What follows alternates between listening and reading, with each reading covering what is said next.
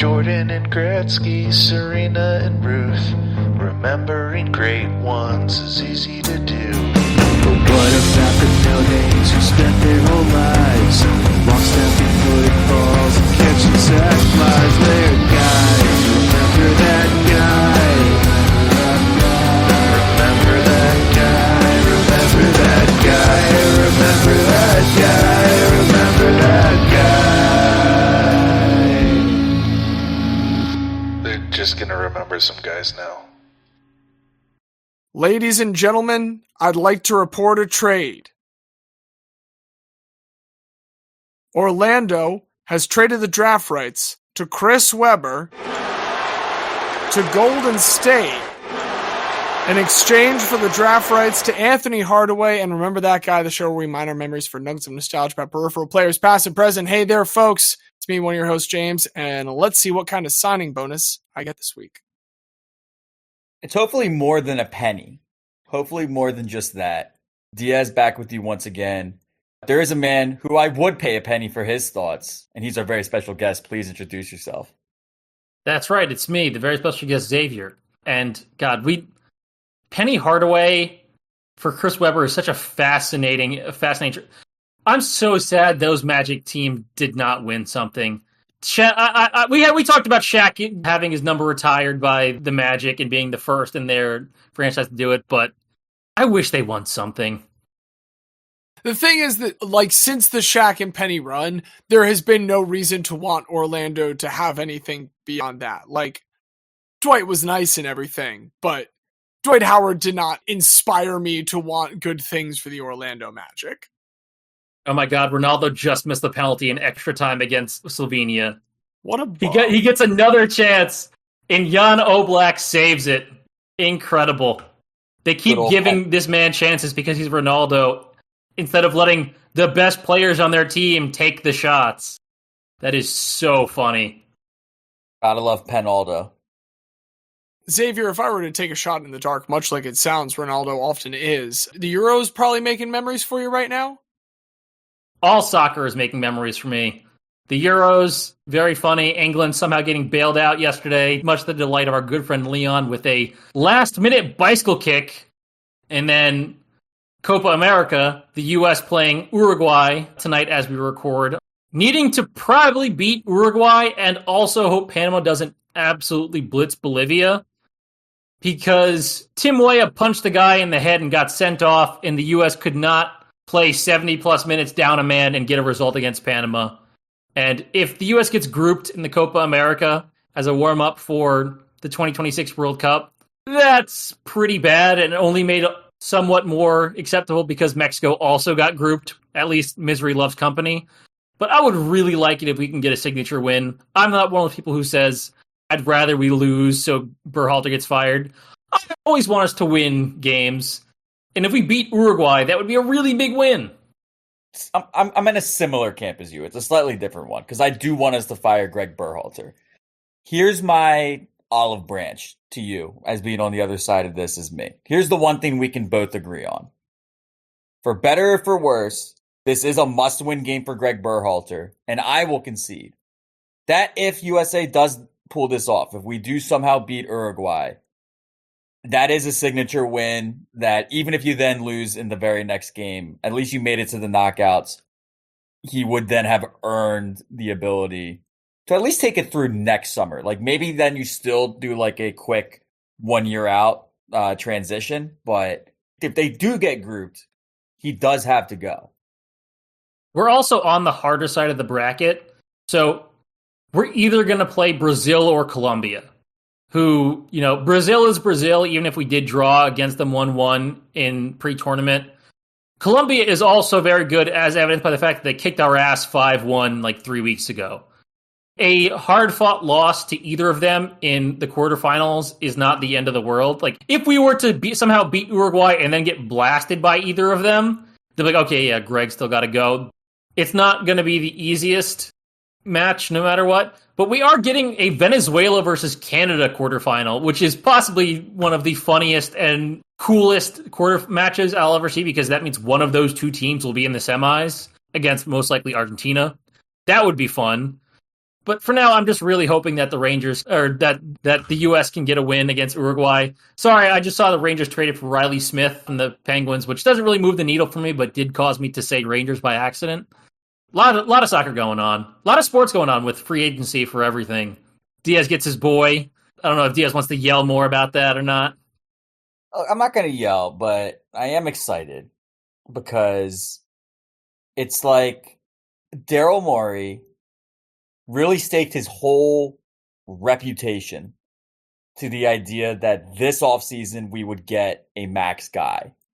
Everything truly since the Ben Simmons trade, like the contingency if Harden didn't work out was, okay, 2024 offseason, you're going to get somebody. And steadily over the time since that trade, players have signed extensions, options have dwindled. And very quickly it became, okay, it's Paul George or it's like nobody. It was entirely Jimmy Butler. It could have been Jimmy Butler, but that would have been with a trade, and then you have to give up assets. Like for the master plan of sign max level player directly into cap, do not have to give up any assets for it. It was really just Paul George. And even by this time yesterday, as we record on Monday, by this time yesterday on Sunday, it started to sound like it was maybe going to be the Sixers, but the fear in the back of your head the whole time is, are we just the side girl and we're just being used to make the main girl jealous, the Clippers, so that they finally pay up and they give them the max money? But the second apron, we keep hearing about it. The second apron is causing a lot of problems for a lot of teams. And the Clippers would have got there if they had given Paul George the fourth year at the max. So they didn't. And it turns out Daryl Morey absolutely pants Steve Ballmer. Can you believe this? They get the worst player in James Harden. The Sixers get 3 of their first rounders. And just 1 year later, we get Paul George. There are other things to do still. I believe we have currently 7 players under contract. So, you need more players. And it's going to be interesting to see who those are.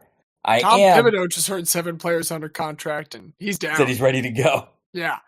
I will say, low-key, it's so important that we got Kelly Oubre back. It is supremely important that we got Kelly Oubre back. And, if you ask me coming into this offseason, what are your top priorities? Number 1 would have been signing Paul George outright. Not far behind it would have been bringing back specifically Kelly Oubre, because Embiid talked about it in his exit interview. And obviously, even this year, adding Paul George, that is a significant piece. But there's been so little continuity with this team. And for the rest of Embiid as the centerpiece of a team that can win an NBA title, it now finally seems like this is the big 3. This is the last dance. This is the group that we are going to bravely ride into the sun with. And we're going to see if we are going to get burnt up by that sun, or if we will shine even brighter than it. And we will finally realize the dream that, we were talking about this earlier today. You two came with me to the 2015 NBA draft lottery. And it's been longer than that. It's been over 10 years, all building to this group of 3, and also Kelly Oubre, and also Jared McCain with his TikToks. This is the group. I love Jared McCain so far. That's all. Here's my thing. And I am an appreciator of the TikToks and feeling yourself and all that. But here's my thing to the people that aren't appreciators of that and try to weaponize it against him. If he had a thing where it's oh, he's too busy doing TikToks and he's never in the gym working, that to me would be an acceptable criticism. If you know anything about Jared McCain as a prospect, he is one of the hardest workers in this class. John Shire, who's been around Duke since he was fucking 10 years old, said, in all my years around the Duke program, he is the single hardest worker that has ever come through. Well, and all the TikToks I've seen have been from the gym. Exactly. That's the thing too. If he works out for 2 hours and then takes 2 minutes to do a little TikTok afterwards, I am absolutely fine with that ratio of practice to TikTok. And if you're not, you're wrong. Like, I just don't know what else to say. You're simply wrong. Just find some joy in your life if you're not. Reach into the cold, dark abscesses of your soul and just find a little pinprick of light deep within there. Exactly. And like, look, it's a Gen Z thing. I'm not going to act like I 100% get it. I don't. You know what I do get? I get the ultimate principle, the golden rule, in my life at least, which is if it's not hurting anybody and it makes you happy, do it. And if somebody doing something that doesn't hurt anybody and makes them happy bothers you, fuck off. That's the way of life, as said by me. And I hope Jared McCain. Here's the one thing I'll say. I am going to love sending his post-game TikTok win videos to my friends of other teams who do hate this, because it is going to be so fucking fun to do that. The Sixers have won the NBA offseason. Hang the banner, 2024 NBA offseason champions. Your Knicks, you do get a runner-up, Xavier. You've had a very good offseason. Like, I will say, losing Hartenstein. If Mitch Robb comes back healthy and like he can play like 36 minutes a game, his ultimate effect, while he's not as effective offensively, is like close enough of an approximation that I still think you're fine. But I do think losing Hartenstein makes you a close runner-up and does make us the winners of this offseason. I'll miss Hartenstein, but the thing people have to remember is that he was a backup for literally the first half of last year, and he just was so good in the playoffs that he got $29 million a year from Oklahoma City. He's got to take that. But if there's anything Tibbs is good at other than making everyone play 45 minutes a game, he can make the weirdest, randomest backup center extremely effective. So I heard that we're probably going after Goga. You'll see Goga get like 30 mil from the Pistons next year if we have him for a year. I would be remiss if I didn't bring up, there is Dimitrios Kapitsev, Westchester Knicks legend, who I need to say very candidly, he's the delight of a person. He did an interview with us once, despite not speaking a ton of English, but he soldiered through it. It was a very fun interview. That dude needs to put on like probably 40 pounds to be able to play in the NBA. He's like skilled enough that if he was big and strong, he could play, but he is very skinny guy. Maybe we'll see him, but honestly, there was an even bigger basketball move basketball days, and that was Chris Paul to the Spurs, where he's going to have 30 assists a game. 30 assists a game to Wemby. Every single person just keeps saying a higher number of assists to me. Well, because let's think about this. Chris Paul turned DeAndre Jordan into an all-star level player. I love DeAndre Jordan, but like, let's be real. Without Chris Paul, DeAndre Jordan is never has been an what all-star DeAndre level Jordan player. has been since then.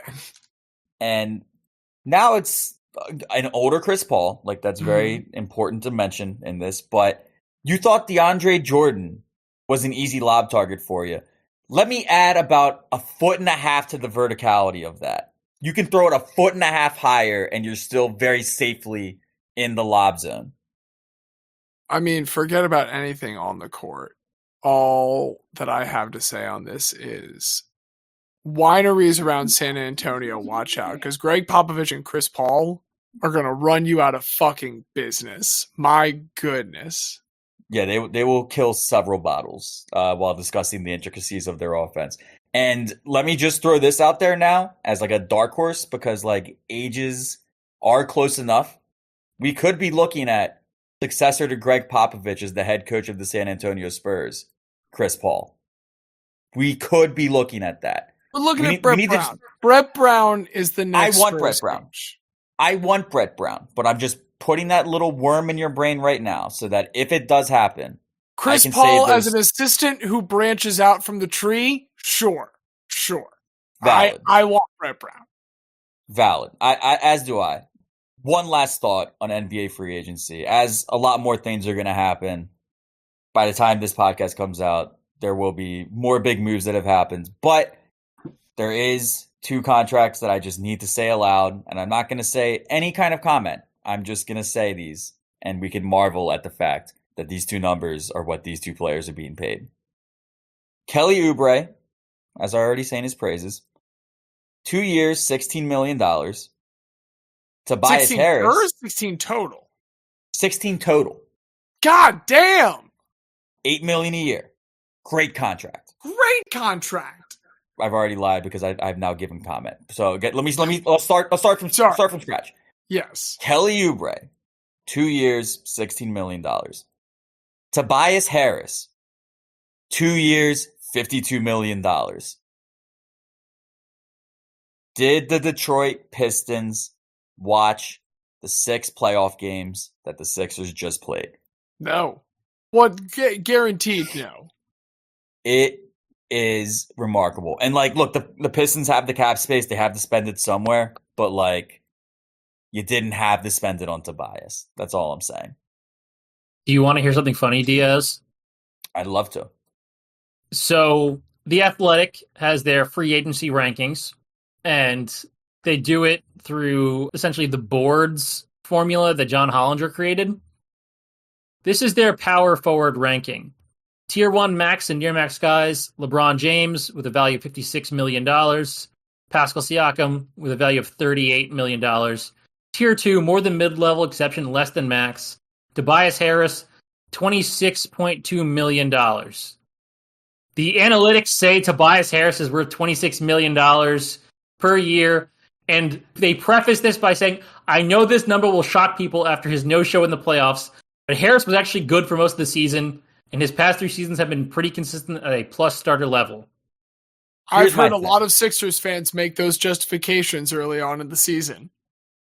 Here's my thing. I personally have never made those justifications. I've always been anti-Tobias.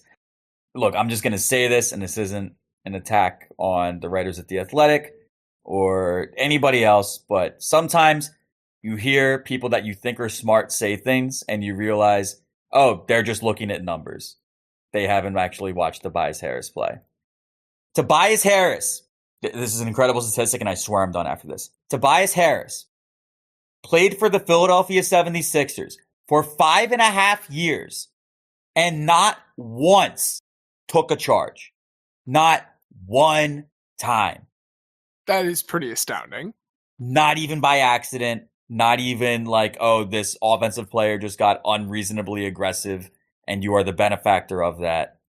Not one time. And if they kept track of, well, I know they do keep track of, so I would also be willing to bet Tobias Harris not once got a loose ball in 5.5 years. I would also say that Paul George being the end of this in particular, with Tobias Harris being a at least important point on the roadmap, it brings that Clippers circle once again full circle. You've got Harden in the middle there, but with Harris and George on the two ends.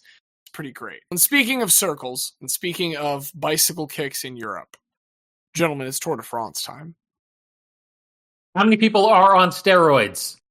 We don't know. I'd like to believe a relatively low number. And honestly, what I would like to talk about, it is a kind of like negative making memories because it is a reminder of mortality. We've had Mike Trout injuries recently. We've had Aaron Donald's early retirement.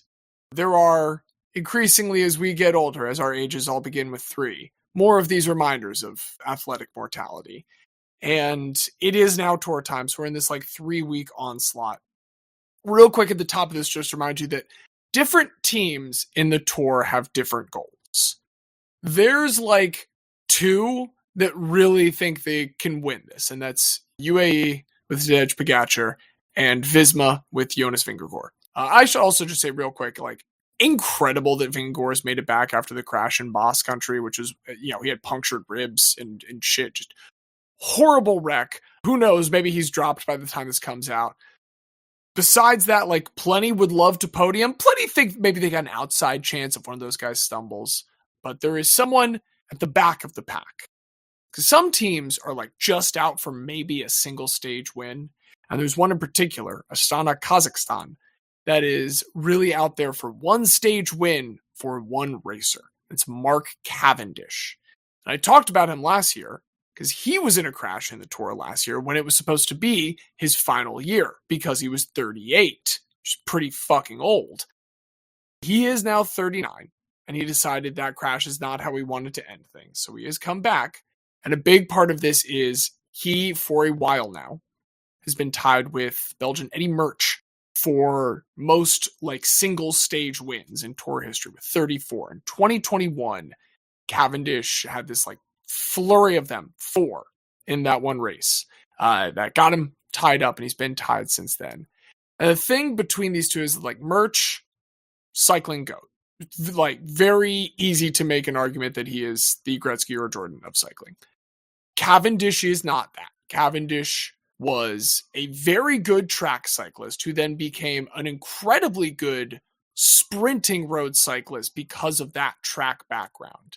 And being a sprinter means any of those like short time trial sprint stages in these grand tours end up being pretty easy targets for you to win stages in. So he's won a number of stages, never won the yellow jersey. He has an outside chance. I would not be shocked if Mark Cavendish takes one of the shorter stages later on in the course. And that would be great. Honestly, I don't know if he would finish the race after that. Might just call it. But have to stay in it until then. And this year's stage 1 was incredibly difficult. It was like one of the toughest stage 1s we've had in a while. Starting in Italy, 200 kilometers. That is longer than I have ever ridden in a single day in my life. And like I said, we're talking about the back of the pack here. That is where Cavendish was all race. Hurting. Like, he was on film vomiting off the side of the road. Again, as someone who has done this on long races, that shit sucks. It is horrible, and I've only ever done that, like, near the finish line. He's just showing every single one of those 39 years going through it, and he does make it in by the end of the time limit, and he's had better finishes in the subsequent stages, but hasn't looked great. Not really inspiring a lot of confidence that he can pull off the record, and I think it would be interesting for a guy that is not the GOAT to have this record. I do kind of want him to, but it has just been really brutal seeing this guy hold on longer than it looks like his body is able to. Producer James coming to you for a second straight week because the RTG guarantee is that we will never make a correct prediction. Mark Cavendish, just 2 days after recording this, has captured his 35th stage win at the Tour de France. What a fucking legend. And that's what's making memories. The creeping specter of death looming over all of us. James, can I tell you something very funny? Sure. So I looked at the Astana team. One, because I thought to myself, wait, didn't Kazakhstan change their capital? Turns out they changed it back. They changed it to Nur Sultan and then changed it back to Astana. But this is the first paragraph of the Astana Kazakhstan team. Mm-hmm. Astana attained UCI Pro Team status in its inaugural year 2007. Following a major doping scandal involving Kazakh rider Alexander Vinokurov, team management was terminated and new management brought in for the 2008 season. The new team was then managed by Johan Broyneel, former manager of the U.S. Postal/Discovery Channel team. Under Broyneel, the ethical nature of the team did not improve, although Astana in this period was very successful.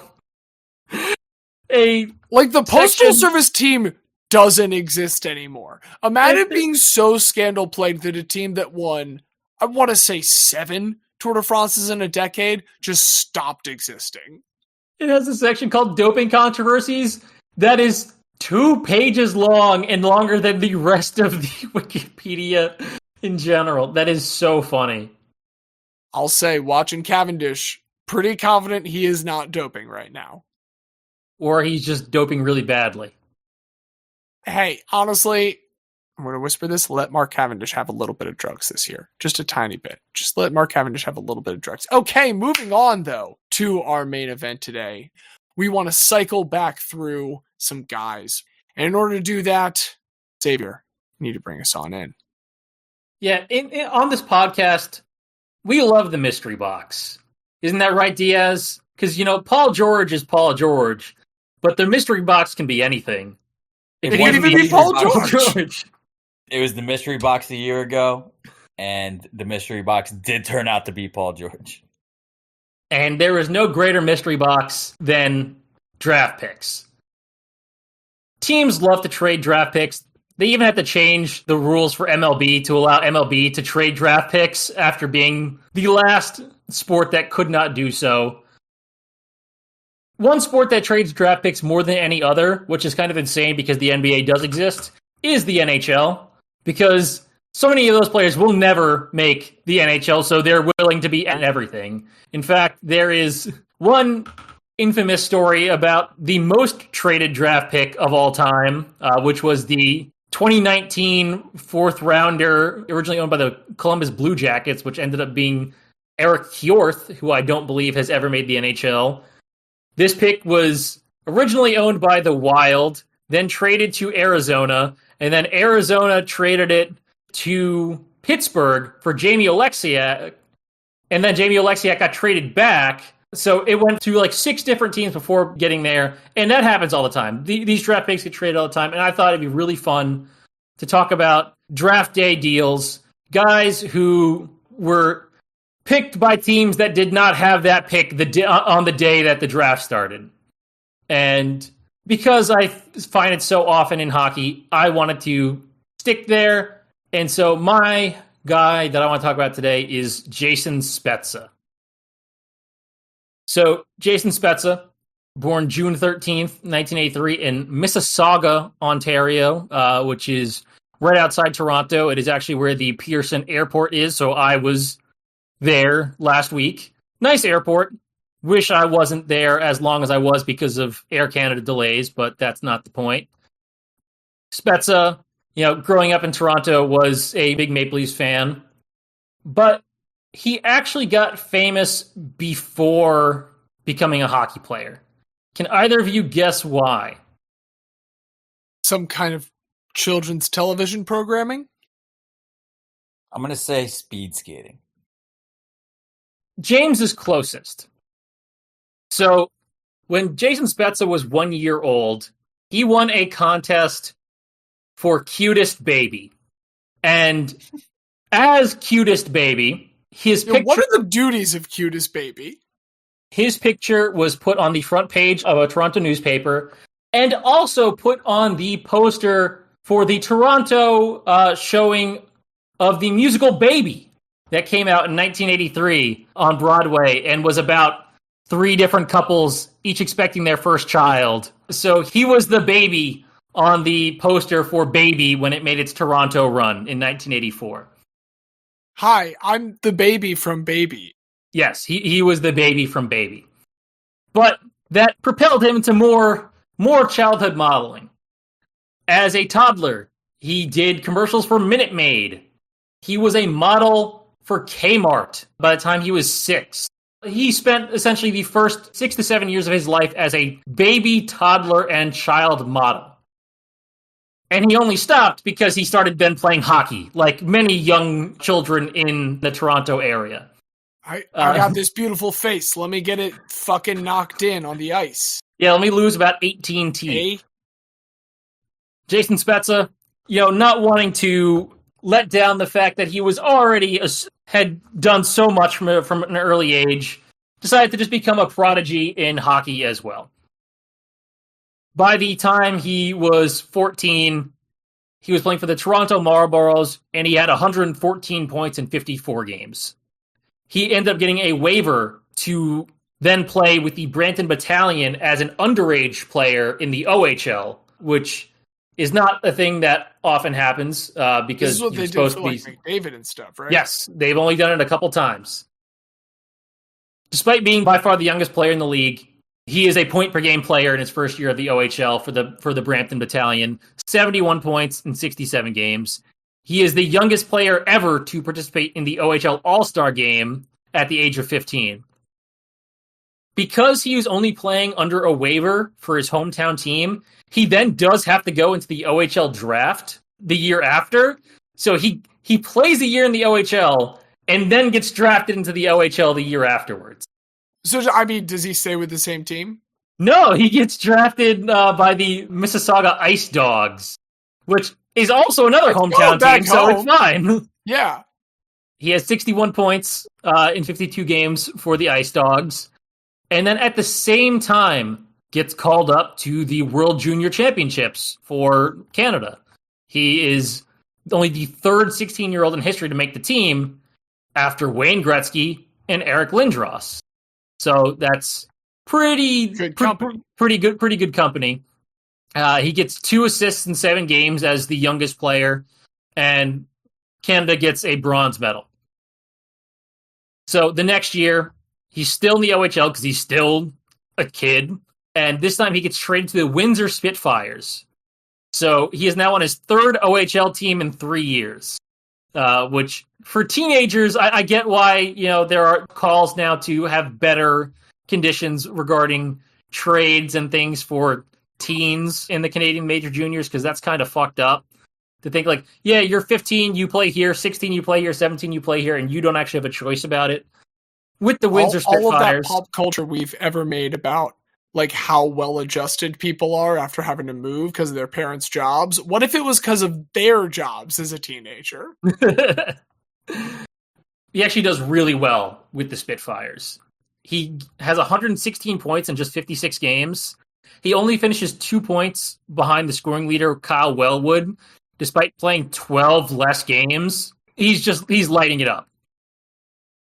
He goes back to the World Juniors that year with Canada, now as a more senior member of the team, despite, again, still being underage, like for that age group. Gets 3 goals, 3 assists. Canada gets another bronze. After this, he's finally eligible for the NHL draft, the 2001 NHL draft. And at this time, the top prospect in the world is one Ilya Kovalchuk. And everyone expects that Ilya Kovalchuk is going to go number 1 overall. But with the number 2 pick, the New York Islanders are in a bit of a bind because they've been drafting high for a while. They want an established star. And the Senators, at this point, have Alexei Yashin, who is very good, does not want to play for the Senators anymore. And he has made it very clear and is trying to force his way out. The night before the draft, the Senators and the Islanders are talking trades. They don't come to an agreement. The next morning, hours before the draft, they're talking again, trying to figure something out. And eventually, the Senators say, okay, we got to move Yashin because he's not going to sign with us. We can't afford him. On draft day, they send Alexei Yashin to the New York Islanders in exchange for depth forward Bill McCall, highly regarded young defenseman Zdeno Chara, and the number 2 overall pick, which the Senators then used to draft Jason Spezza. To this day, this is still one of the most lopsided trades in NHL history. The Islanders promptly signed Yashin to a 10-year, $87.5 million contract, which is more than what the best NHL players were in free agency today got. That contract does later get reduced when the CBA in 2006, after the lockout, cuts all long contracts because they were tired of teams using it as a way to get around the salary cap. Yashin ends up sucking. We know what happens with Zdeno Chara. But we're here to talk about Jason Spezza, who was the mystery box pick with that number 2 overall that was traded.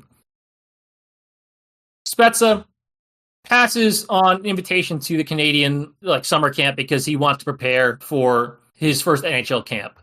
But he doesn't get brought up to the Senators yet. They leave him in the OHL for one more season to get more seasoning.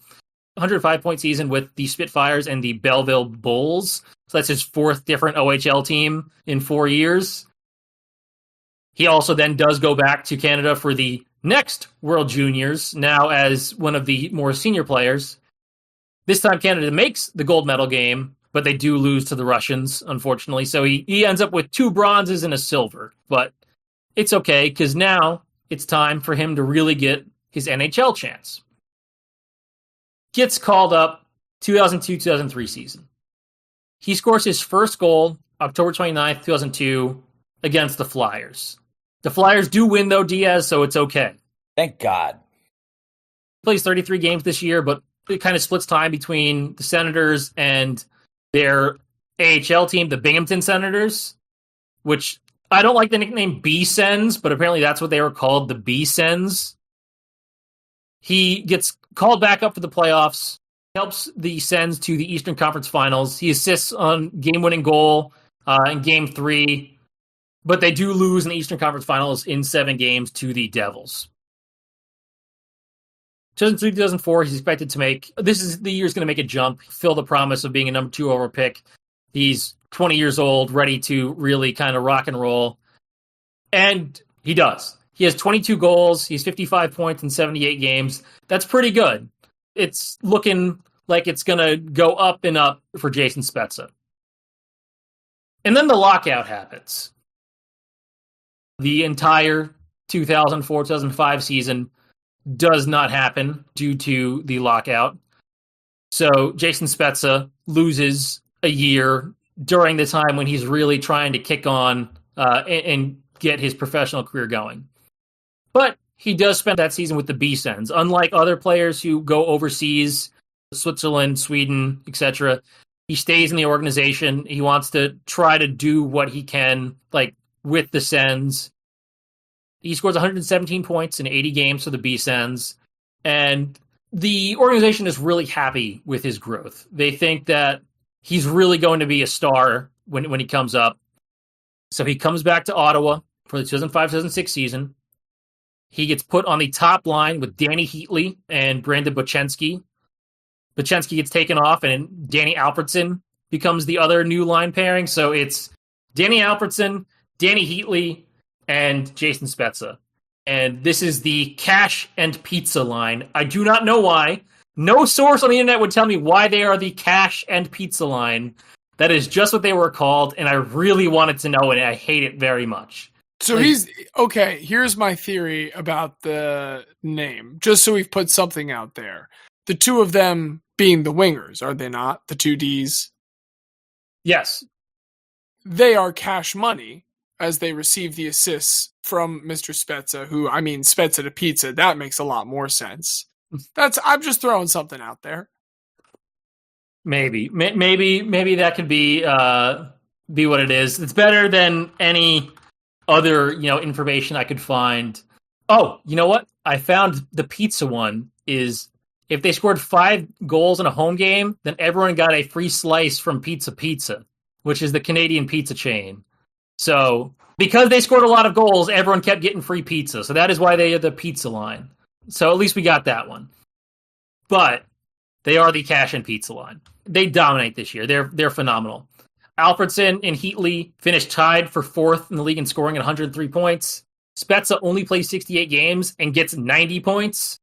He had 71 assists that season, which was a single-season record for the Senators, and only second behind Joe Thornton, who had 96 assists for the Sharks that year. The Sens are great. They beat the Lightning in the first round, but they do lose to the Sabres in the second round. After the season, Spezza gets back surgery, but he's back ready for the next year, and he has 34 goals, 87 points, 67 games. They go back to the playoffs. They beat the Sabres in the Eastern Conference Finals 4-1. Nice gentleman's sweep. And they make it to the Stanley Cup Finals against the Anaheim Ducks. Got problems with the Anaheim Ducks, James? I got problems with California hockey. Well, unfortunately, California hockey does win this series 4-1. As we all know, for Disney, I guess. As we all Not know, Disney. because it's very well known that Canada has not won a Stanley Cup in a very long time at this point. Spezza does end the playoffs, though, with 22 points, which is tied with Alfredson and Heatley, which is all a franchise record. So all 3 of them share the franchise record for most points in a playoffs, all from the same playoff run. He then gets the cover for the NHL 2K8 game. So if you've ever seen 2K8, that is Jason Spezza on the cover. I'm sure you're worried, okay, is there a 2K cover curse then? Is that what's going to happen to Jason Spezza? The answer is kinda.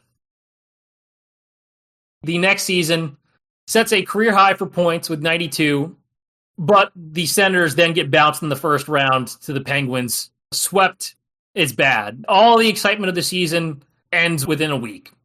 And then they crater. 2008, 2009, missed the playoffs completely. They finish 11th Spezza down to only 73 points, which is 20 less than his previous season. From then on, it's kind of injury after injury for Jason Spezza. Eventually, that leads to a big turning point in early 2010, where Jason Spezza gets booed at home during the 2010 playoffs against the Pittsburgh Penguins for considered poor defensive play and lack of effort.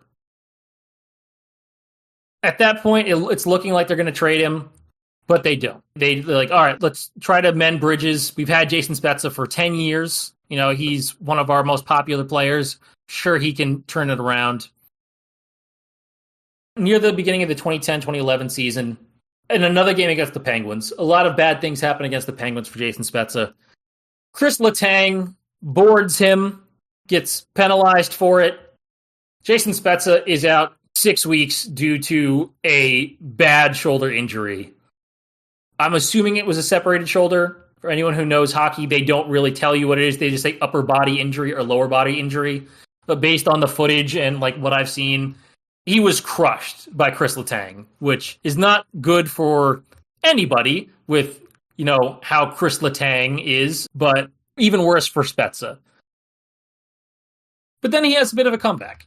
The next year, he's healthy. He gets named alternate captain, ends up finishing fourth in scoring. It's probably the best year he's ever had. The Senators just barely squeak into the playoffs. They get the 8th and final spot, just over the Sabres. They do take the Rangers, the number 1 seed, 2-7 games before falling in Game 7. Spezza ends up finishing 6th in Hart voting. So it's a really good bounce back season. And then, yet again, once he's getting some momentum, another lockout happens. Stupid NHL and their lockouts, fuck Gary Bettman. How is it that man is somehow not the worst commissioner in sports? It is such a low bar that the man who has lost a season and a half of his league in the past 20 years is not the worst. They're all the worst. They're all the worst. It's not great. But because of the lockout, doesn't really play at all. By the time he comes back, he plays 3 games and then gets injured in another game against the Penguins. The Penguins once again crush him, and he gets a herniated disc that requires surgery and doesn't return until the playoffs.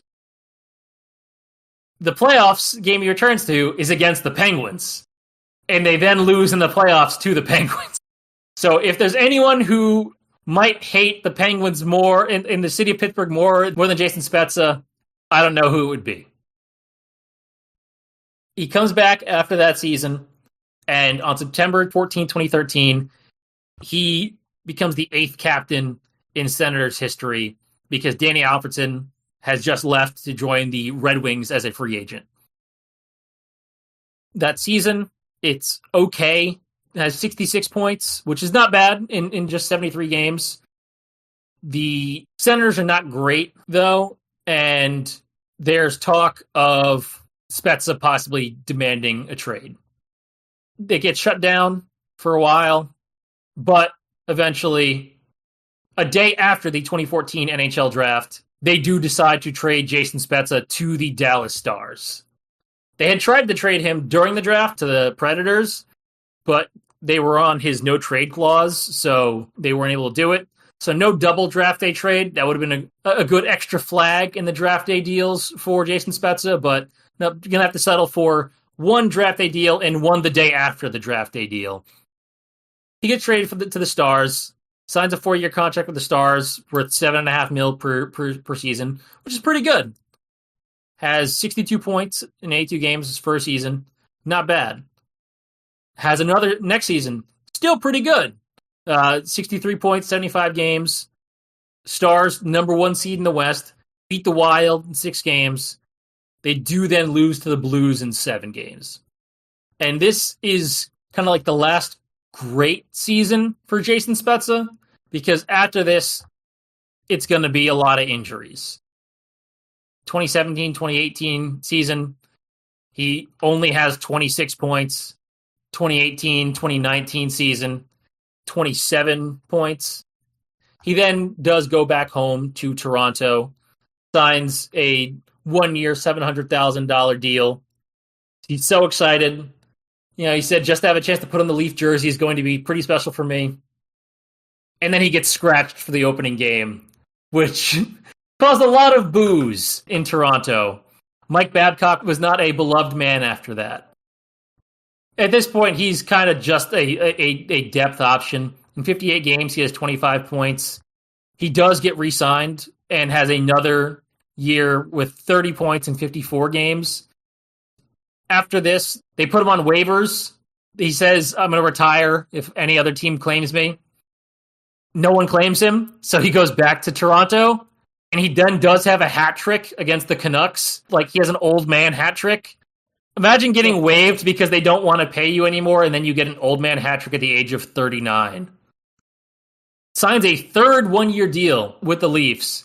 He said, if I could take less, I would, referring to the fact that he signed for the minimum for the third consecutive time, and if he could play for less than the minimum, he would, because the Leafs notoriously bad at the salary cap. It's another, at this point, he's purely a backup option.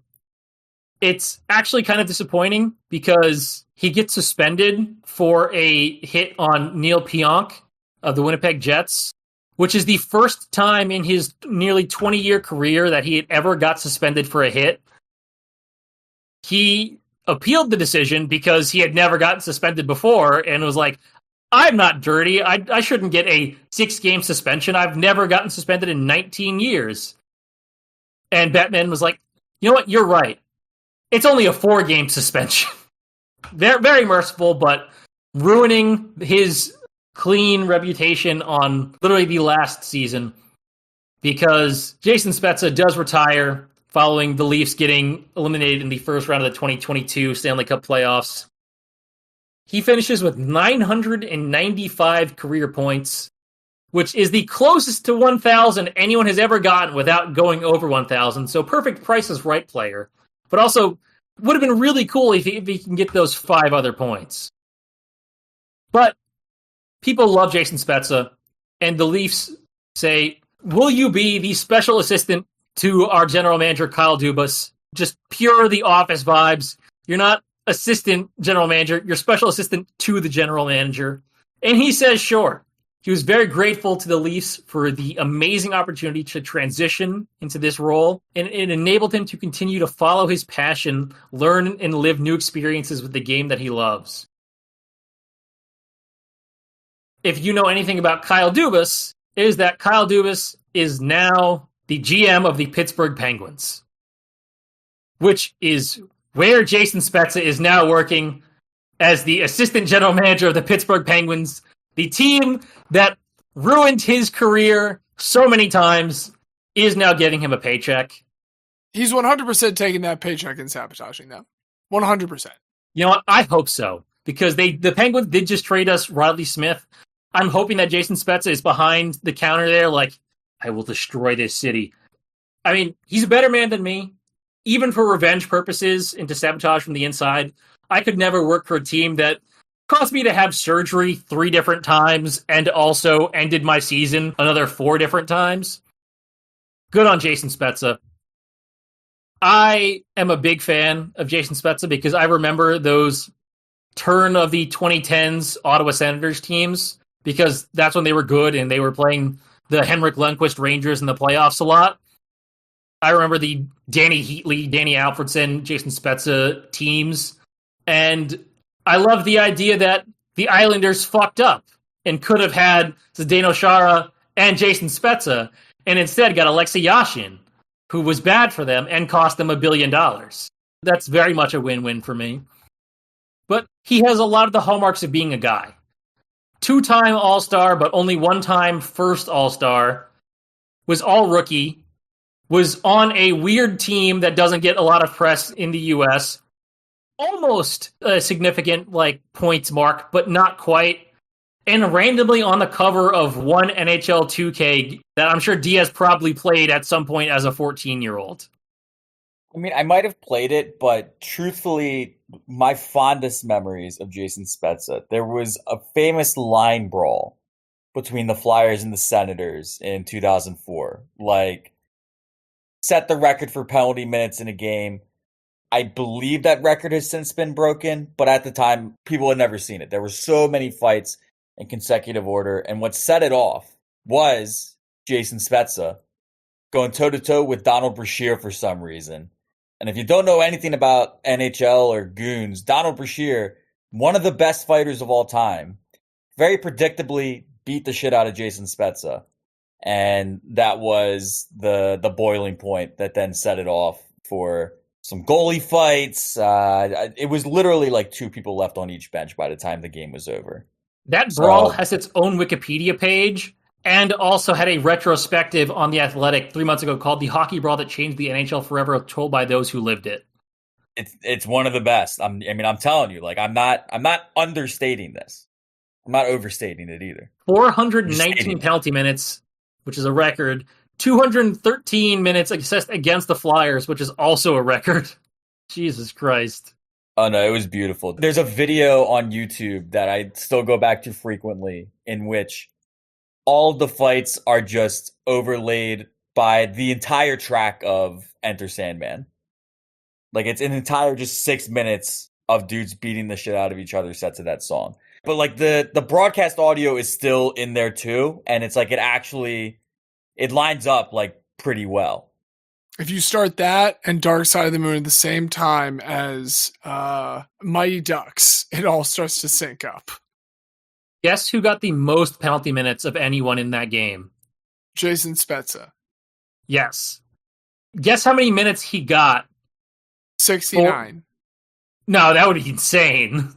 So let me think about this. You get the 5 for the fighting, you get the 10 for the game misconduct. Let's say he got 3 more minor penalties along the way. I'm going to say 21. He got 35 minutes of Holy penalties. Shit. Did he get a double game misconduct? He got a double game misconduct, a fighting, and a misconduct. God so it's a triple misconduct. It's a triple misconduct. It's not even double secret probation. It's triple secret misconduct. And then Brashear got 34 minutes. So if we combine the two teams' leading penalty minute people for this game, there we go. They had 69 minutes. The fight itself was incredibly nice. And the presentation on Jason Spezza was incredibly nice. I enjoyed that very much. I would be going next, but I actually just now in the moment traded my next turn to Diaz in exchange for the ability to do so, the rights to a swap at some point in the 2025 episode. And with that, Diaz, I don't know what prompted this move up the board, but I'm excited to hear about it. Well, it is important to look back on our past as we have this episode about draft day trades. And it's important. I want to look back on one of the best drafts in the history of the NBA, the 1996 NBA draft. It's one we knew at the time was going to be pretty good, and now we do look back on it as one of the best in NBA history. There were 10 All-Stars selected in the first round of this draft class, 3 of whom would go on to win the NBA MVP award. It's also a draft class that is very close to this Guy-bunal's heart, as one of our first inductees from season 1, Marcus Camby, did go second overall in the 96 NBA draft. Just real quick again, because I said the All-Stars. Let's go through them real quick. The 7 non-MVP All-Stars. You got Sharif Abdur-Rahim. You got Ray Allen. Zydrunas Ilgauskas. Stephon Marbury. Jermaine O'Neal. Peja Stojakovic. And Antoine Walker. And I just got to say real quick about Antoine Walker, because he has one of my favorite quotes in the history of basketball. He was way ahead of his time as a big man that shot from the outside. And he once was asked by a reporter, Antoine, why do you shoot so many threes? And he deadpanned back, because there are no 4s. Phenomenal. I do like that, even if I do also, if he's not my favorite of those guys you listed, because Stephon Marbury does exist and is essentially a god in China. No, I mean, they love Stephon Marbury over there. I mean, you got Peja Stojakovic. one of the, if not the first true marksman three-pointer that I can think of that, like, wasn't just like, hey, he shoots high percentage, but it only takes one a game. Like, high volume, high percentage. Pejaw's one of the first I think of. So some fun names. And then we do have the 3 MVPs that were drafted in this class. You got Steve Nash, you got Allen Iverson, and you got Kobe Bryant. Of course, going 13th overall in that draft class, not to the Los Angeles Lakers, but to the Charlotte Hornets. And we have the picture of him shaking David Stern's hand with the Hornets hat on as proof that this did in fact happen. But this week, I am not putting forth one of his fellow draftmates. Kobe made it no secret that he wasn't going to report, so a trade was quickly arranged to send him to the Lakers, and the rest is history. But today, we want to look at the other side of that transaction. We want to look at the guy that the LA Lakers gave up to get Kobe Bryant. He's one of the greatest European players of all time, and notably, the inventor of the flop, Vlade Divac. Going back to that Buffalo Wild Wings, the Oh, applause we're gonna get the there. applause that Vlade Divac got that night, like that. I'm happy to build out some more memories for Vlade Divac because that's the totality of it right now. Like that is what I think of with Vlade Divac. And we are going to come back with a little more on that fateful night at the Buffalo Wild Wings. But for now, we're going to go back to February 3rd, 1968, when Vlade Divac was born in Prijepolje, Yugoslavia, which is a small town of just 13,000 inhabitants. He grew up playing the most popular sport in the country, soccer. But by the time he was 12, he was starting to have these growth spurts. He's, the body's growing faster than the brain can keep up. So his coach, Nikola Apacic, recommended that he instead take advantage of this newfound height and take a stab at Yugoslavia's second most popular sport, basketball. He starts out playing for his local youth club team of KK Elan and quickly shows some promise, enough so that when he is only 15 years old, he signs his first professional contract with Slaga of the Yugoslavian League. At the age of just 15, he made his mark when he scored 27 points against traditional power Crvena Zvezda. He had a variety of ways to score. And obviously he's a big man, but at the age of just 15, doesn't quite have that grown man strength to back down people quite yet. But he has good outside shooting touch. He's pretty reliable out to 18 feet. He's also very crafty with hook shots on the interior to get around larger defenders. So all of that's very impressive, but it wasn't his scoring that primarily made him such an intriguing prospect. The thing that really stands out is his passing as a big man, where he was somewhat of a klutz on the soccer pitch. He's actually able to get a defensive rebound and lead the break as a big man, which is unheard of at this time.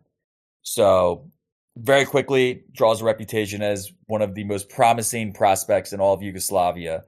And after 3 years, at the age of 18, he becomes one of the biggest targets on the European transfer market.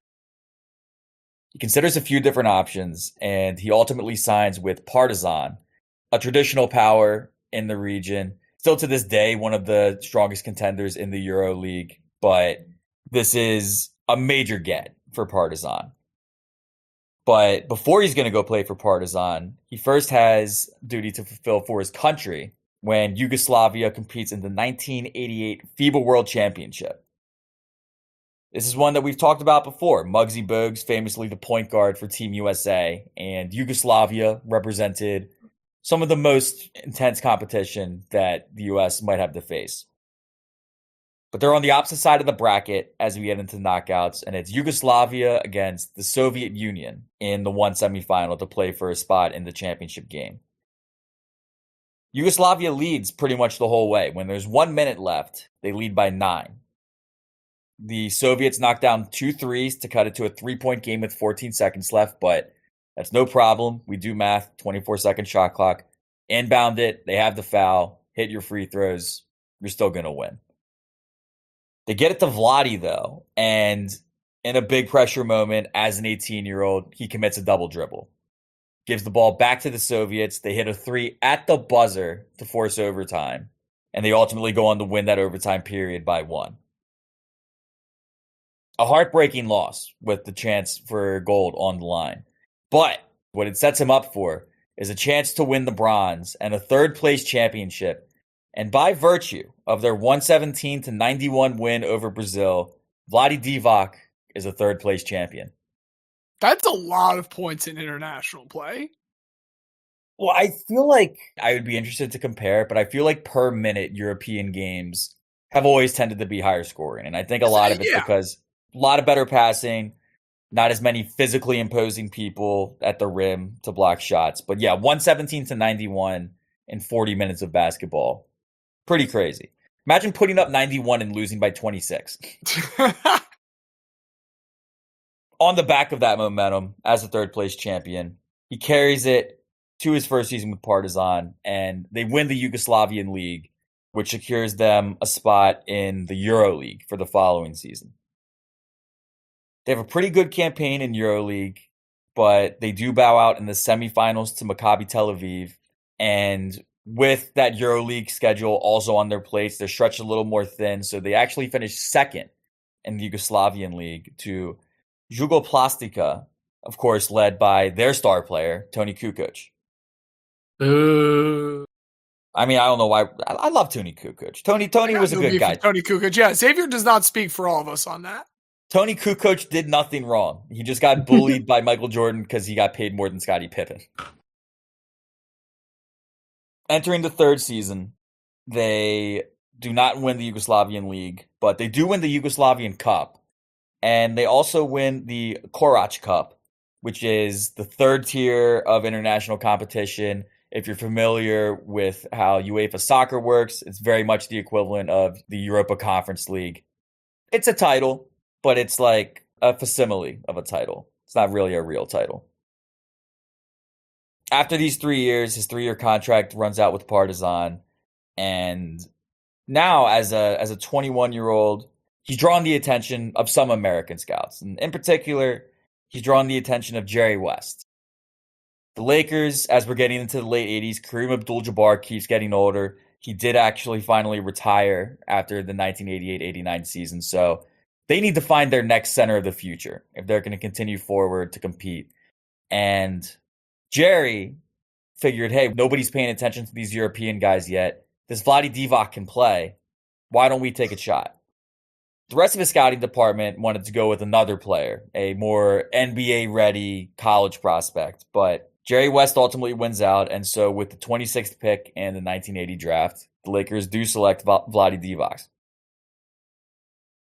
But before he goes to LA to start his career there, just as with his last big move, there's a major international tournament to play in.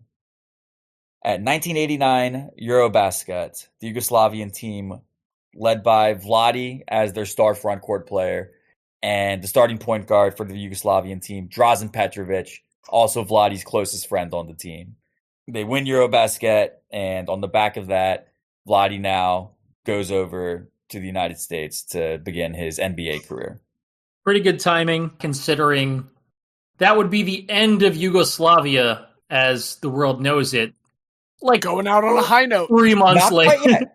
Not quite yet, though we will get to it. When he arrived to LA, Vlade did so speaking no English, but he did arrive with a tremendous enthusiasm for the game and an eagerness to learn, not just from Magic, but Kareem, though he's retired, still floating around, still has some secrets of the trade to pass on. And that kind of initiative and that kind of enthusiasm endears him very quickly, not just in the locker room, but amongst the Los Angeles fans, where he very quickly becomes a fan favorite. While he's endearing himself locally, he is still drawing the ire of almost every other fan of basketball because, as we mentioned at the top, flopping's not really a thing in the NBA at this point. We're coming off the back of the bad boys, the Detroit Pistons. We're embracing physicality. We're knocking people all over the place, and we don't give a damn what anybody has to say about it. But Vlade's coming in with this more European approach. And now he's not the first player in Europe to flop. This is a fairly common practice in the European game as they're inspired by coming up playing a lot of soccer where you try to get some advantages from the ref. Very quickly becomes hated by a lot of people for this, but Vlade, to this day, will still maintain, I only ever flopped if the ref missed a legitimate foul on the previous possession. It's more like I'm trying to even the score type of thing versus legitimately grifting and creating an advantage. But he is the first to flop in the NBA. So if you love the modern NBA and you love Jalen Brunson stepping on a dime and letting people run into his back, and you love people doing clear outs where they miss a chin by about 6 inches, but the guy still throws his head back, you got Vlade Divac to thank. There was a different guy from the former Yugoslavia that you could have used as a better example. I take a little bit of offense to that. You could take a little offense. Just like Vlade flopped a little bit. It was never egregious. There was always contact. Just a little bit of cancer, Stan. It'll be okay. Just a little bit of contact, Stan. Though, so he establishes his reputation as a flopper. But before he's going to come back for the 90-91 NBA season, there is the 1990 FIBA World Cup. We do still have the Yugoslavian team playing at this point, but the Yugoslav wars are breaking out. There is a lot of hostility. The future of Yugoslavia is very much in doubt, but this basketball team takes the court, and nonetheless, they're able to claim the gold. And a whole bunch of fans storm the court. There's one fan in particular who came onto the court, not with the Yugoslavian flag, but instead with the Croatian flag. Croatia being one of those republics trying to assert their independence from Greater Yugoslavia. Vlade took offense to this and went over to the fan and said, hey, this is a victory for all of Yugoslavia. This isn't about Croatia right now. Trying to present a unified force. The fan argued back with him, said something derogatory about the Yugoslavian flag, and Vlade then, in response, ripped the Croatian flag from the fan's hands. And this is captured on cameras. This is a very known incident, and very quickly is used to further stoke the flames of division back in Yugoslavia. You have the Serbs who are praising Vlade for this. You have the Croatians who now hate him for having done this. And it's not just the Croatians back in Yugoslavia, it's also the Croatians on his own team. This leads to the falling out with his best friend, Drazen Petrovic. And this is the last time that the unified Yugoslavian basketball team will compete in international competition. With all that political turmoil going on back over there, Vlade is very eager to get back to Los Angeles and focus on his professional career again. And for his second season with the Lakers, he does earn that starting center spot and ends up proving Jerry West a relative genius.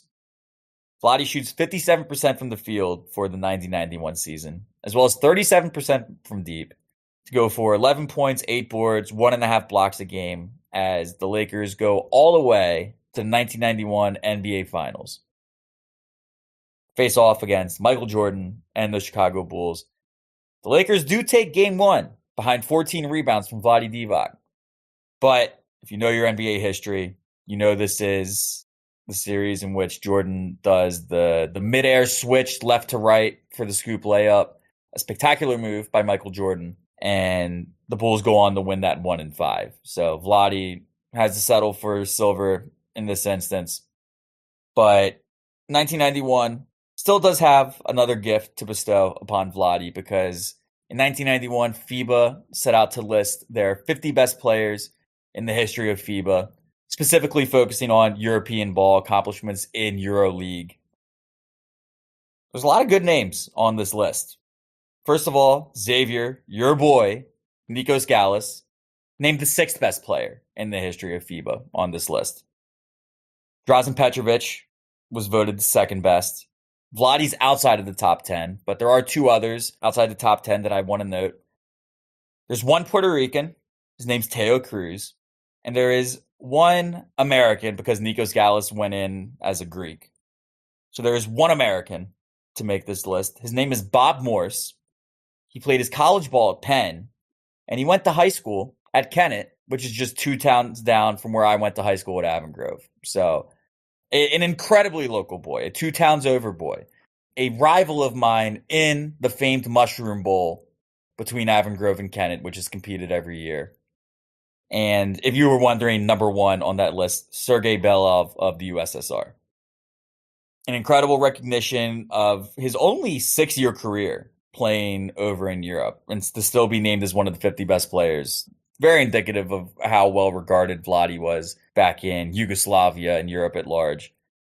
Back in America, he continues to be the starter at center as they move on into the post Magic Johnson era.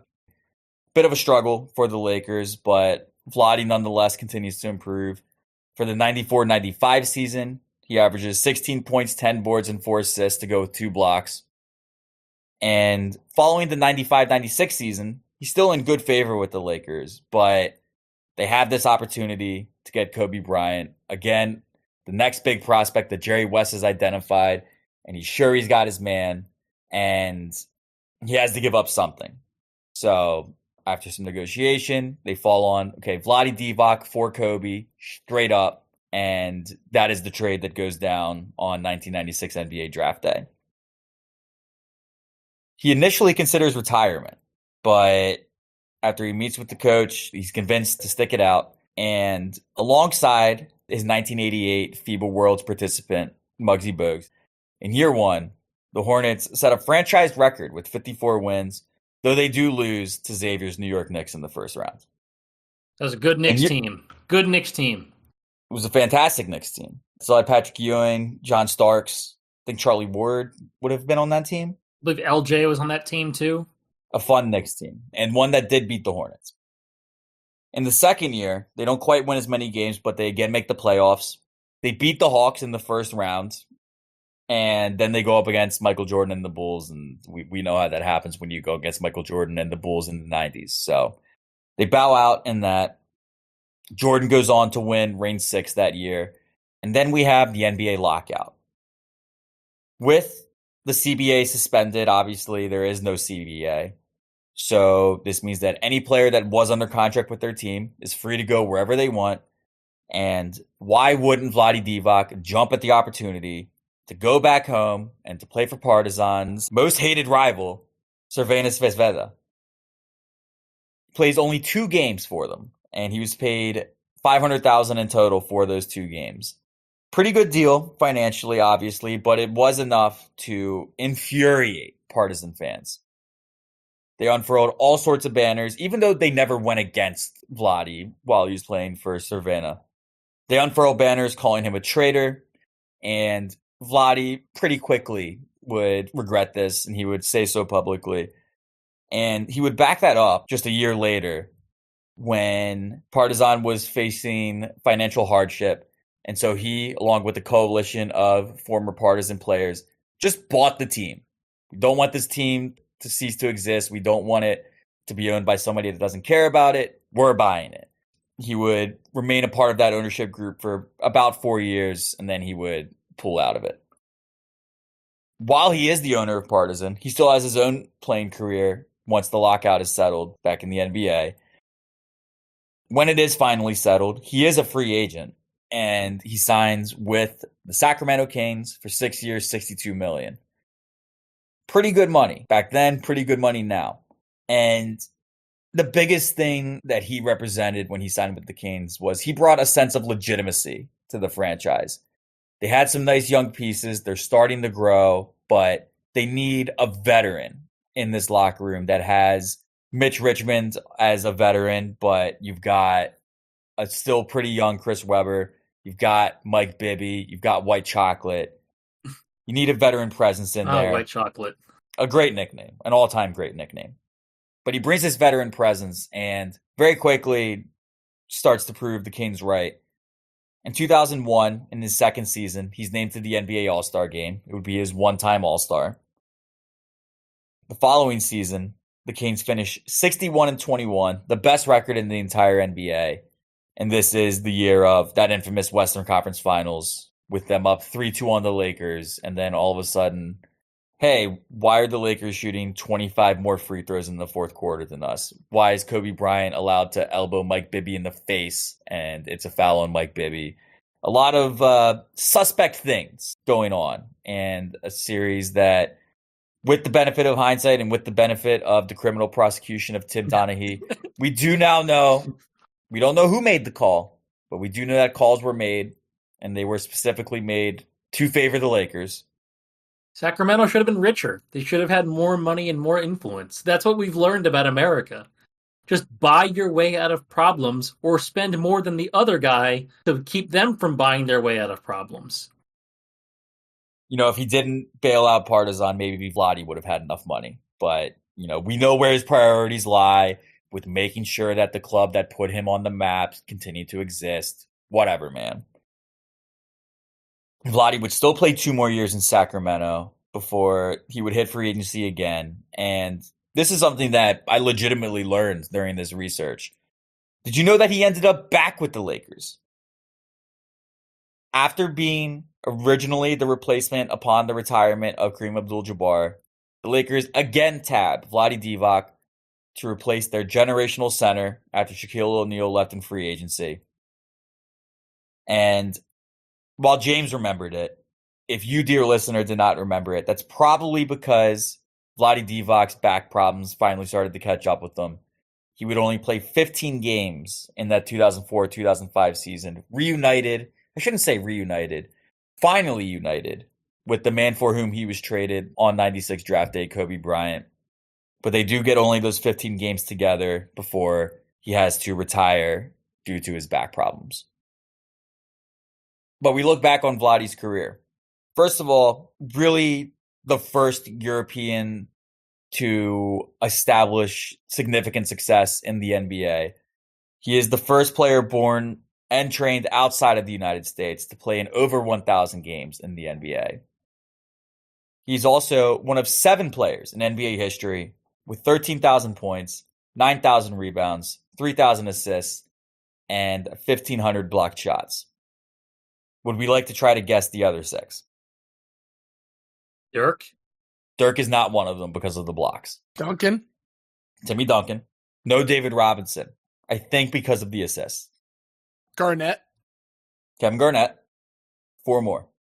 LeBron? Not LeBron. Really? Huh. Isn't it? Yeah, because of the blocks. Blocks weren't even counted for the longest time, which makes this difficult because right. So you can't I would go think too of people far like Big O, but Brooke I don't think Lopez. blocks didn't count at that point. Brooke Lopez is a good guess. I'll give you. You put your finger up for a second too. I really felt good about that for a moment. No, yeah, that was a false flag by me. That was the false flag. Brooke Lopez is a good guess, but we're on 2.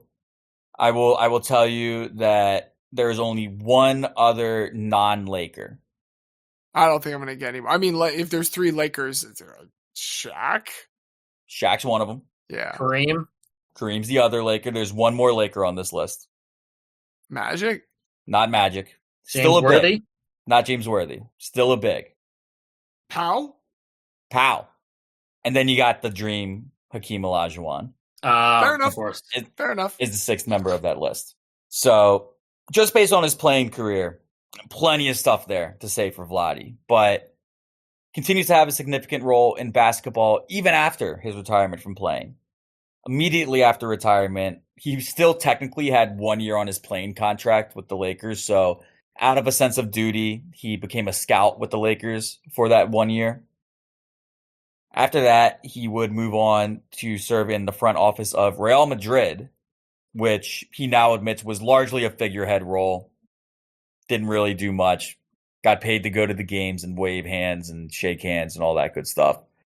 But in 2009, he was named the president of the Serbian Olympic Committee, which is a post he held for 8 years through 2017.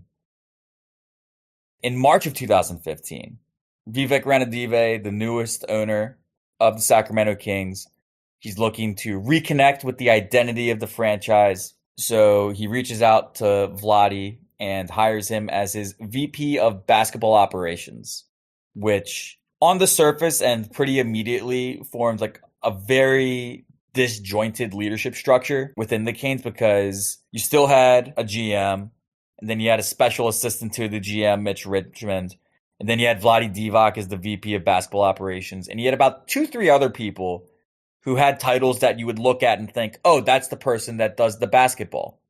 just very disjointed. But one of the worst decisions in front office history, I think it is fair to say. Well, we'll get there. We'll get there. But in the immediate aftermath, again, like it's a disjointed organization, but people pretty quickly realize, okay, Vivek is always listening to what Vlade says, so it sounds like Vlade's actually the head person in charge. And, on the back of that, Vlade became the official organizational representative for the 2015 NBA Draft Lottery, which all three of us, as we've teased, attended for the Sixers Draft Lottery party at a Buffalo Wild Wings in Northeast Philadelphia. First of all, incredible to note, and I need to say the name at this moment, that lottery party hosted by the Rights to Ricky Sanchez, the preeminent Sixers podcast. I attended every single one of these draft lottery parties that they held. And these parties were held because when you're going through the process and when you're tanking, the most important game of the year isn't a game. It's not even the draft. It's the draft lottery when we find out if sucking ass for this entire season is going to be worth it or not. And before they do the draft lottery, it's incredible, first of all, that at this time it was a half-hour event, and now it's an hour event. And really all it is, at the end of the day, is just a guy pulling teams out of envelopes. They don't show the ping pong balls. They don't even show the actual ping pong balls. They don't even show the ping pong balls. They just show you the envelopes that result from the ping pong balls being taken. And I guess just to give a little more minutia of the way the draft lottery works, it's not like there's a ball that comes out and it says, oh, Sixers pick now. There are 3 different balls labeled 1 through 10. And based on the random drawing of these balls, there are 1,000 different outcomes.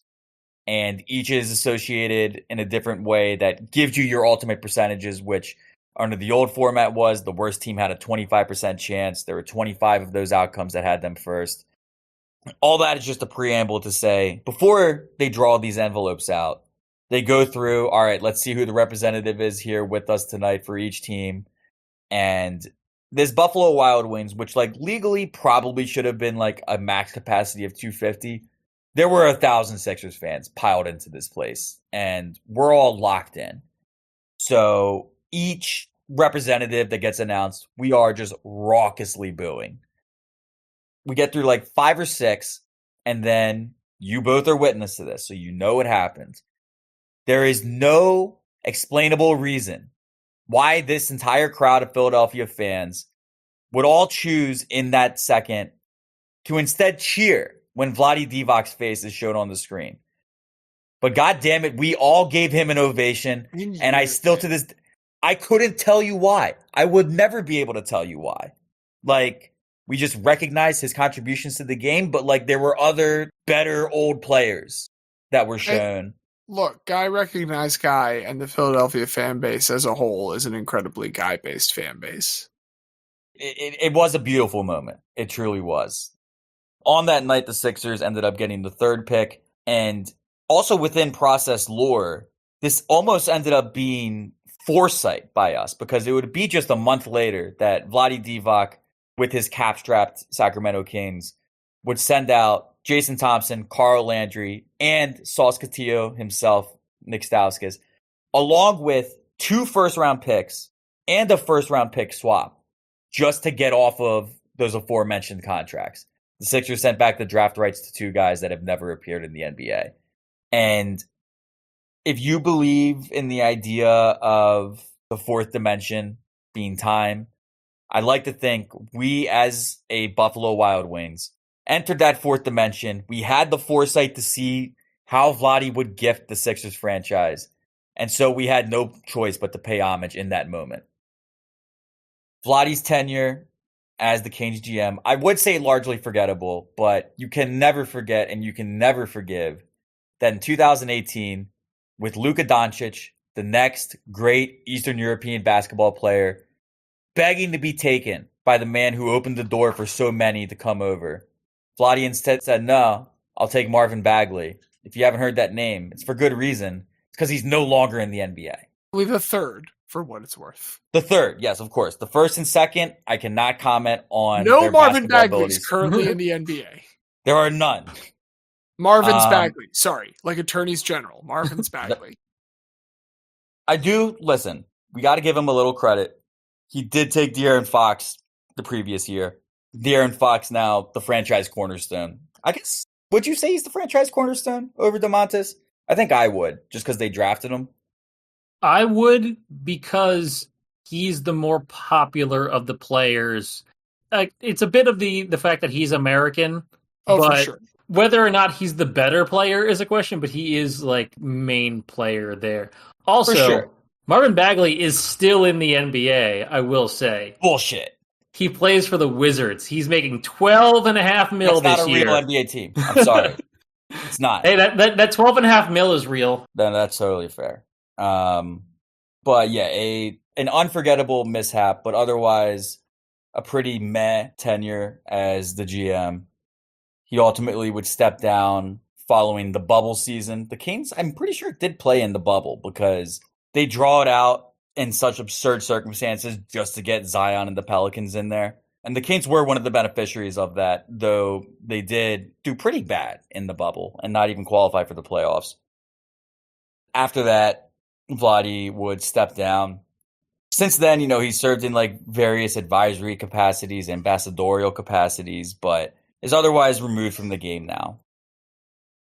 If I'm to make a final pitch, and I'll certainly circle back to this during relitigation, but I would say exactly what you said, James. There is no truer fact in this podcast than that Guy recognized Guy. And for no explainable reason whatsoever, the whole of the 76ers fan base united to cheer for a man that never once donned their uniform and would eventually do things to benefit the Sixers. At that time, had not done so, but we had no choice but to give it up for Vlade Divac. And on the basis of that, I gotta say, Vlade Divac, one hell of a guy. One hell of a guy. Yugoslavia, one hell of a guy nation. You're always starting out strong when you start there. Can I tell you, there is a YouTube video that is one of my favorites where a bunch of different creators had to make songs using like different prompts. They got all these different like genre prompts it was like using AI, but with the money going to actual musicians. One of the prompts a creator got was yacht rock, and the country he chose was Yugoslavia, and is one of my favorite songs of all time. But every time Diaz said Yugoslavia, I was just singing that song in my head. Yugoslavia. The land of the South Slavs. That's all that Yugoslavia means. Mm-hmm. Land of the South Slavs. Some people dream of the Roman Empire. We dream of the fallen Yugoslavia. Returning, though, from Yugoslavia, we are going to come stateside. I want to start by talking about a flaw in women's basketball structure that I think has been exposed by the, we'll say, intensified microscope that the league through Caitlin Clark is under this year. Because with Caitlin Clark in particular, we've seen someone who has run straight from the end of college into the draft, into the pro league. No time off in between.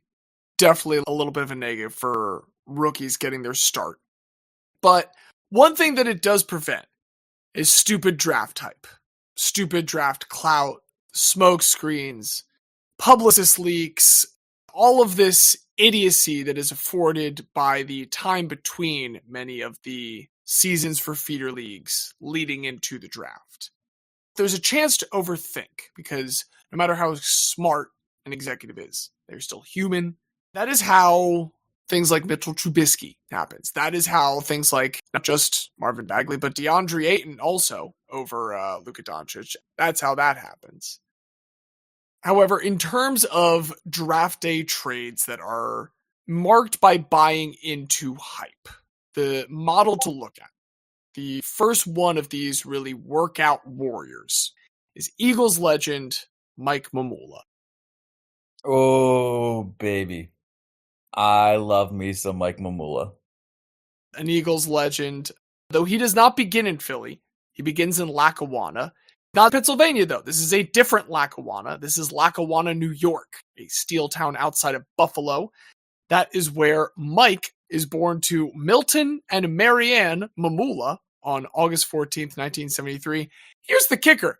He has an older sister whose name is Nicole. And it feels really rude to leave Nicole out of the whole shtick. I hate that so much. Do you think they tried to put McCall and See, I know a McCall. No, I know a McCall in my life. I thought about that. Could have been Mickey. Either way, Mike gets an M name from his parents.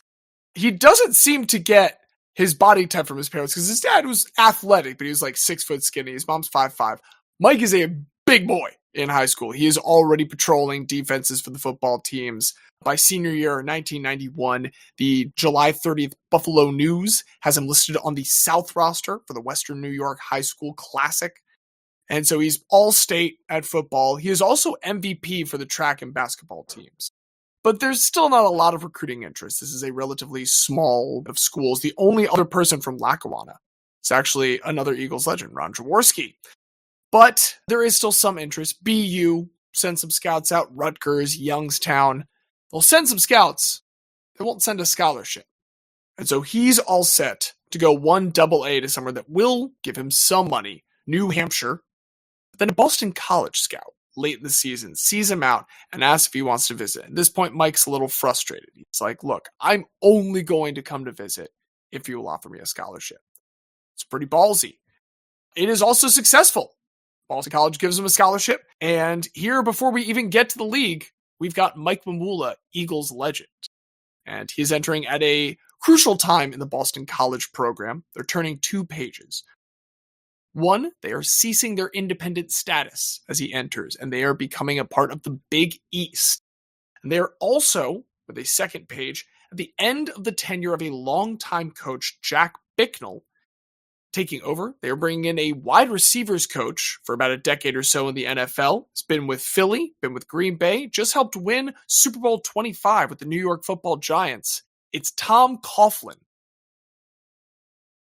Pretty good couple years, but a big thing that happens for Tom Coughlin's staff. He brings on this strength and conditioning coach at one point, Jerry Palmieri. Palmieri has always been a strength and conditioning coach since he got a physical education degree from Montclair. Started out UNC Chapel Hill, works with Michael Jordan while he's there. Goes to Oklahoma State University, works with Thurman Thomas and Barry Sanders while they're there. He had just gotten his first head strength and conditioning coach job at Kansas State University. And a big thing that he had done, he wants everybody to be strong and conditioned. He would make the staff that he was in charge of, that was primarily there for football, available for all D1 varsity athletes at Kansas State University. So every KSU athlete had access to the strength and conditioning staff. And that is the exact same attitude that he brings in 1993 when Coughlin brings him to the Boston College Eagles program. And it is a very good time for him to get in because Mike Mamula needs a little bit of help.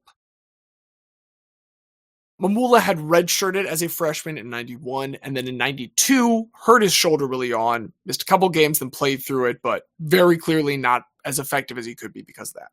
So now at 93, Jerry Palmieri's here, and we're going to try and keep Mamula just a little bit healthier, see what can happen with that. The team starts 0-2 with losses against Miami and Northwestern, but then they play Temple. Who wants to guess how much Temple loses by? Which year is this? This is 1993. 69.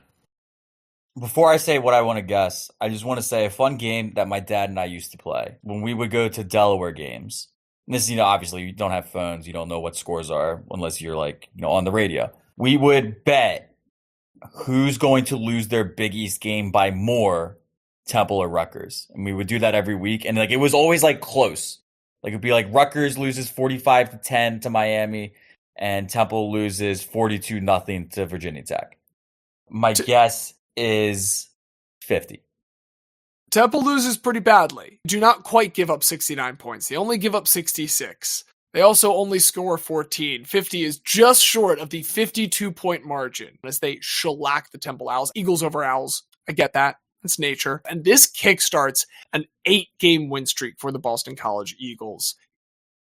This is capped by that 8th win against Notre Dame in South Bend, a team that at this point has never in its history lost to Boston College. On the day, Mike Mamula has 2 sacks and 14 13 tackles as Boston College is able to beat, at the time, number 1 ranked Notre Dame 41-39. Mamula is the NBC player of the game for this nationally broadcast game. It is enormous.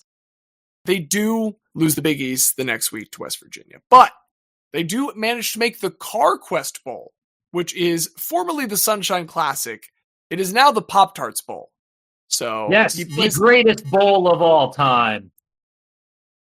For what it's worth, they beat Virginia 31-13. He gets a 12th sack as a rushbacker in their 3-4 defense under Coughlin for the season. And it's pretty good for Mike Mamula after these last 2. It's an amazing what this coaching of Jerry Palmieri can do.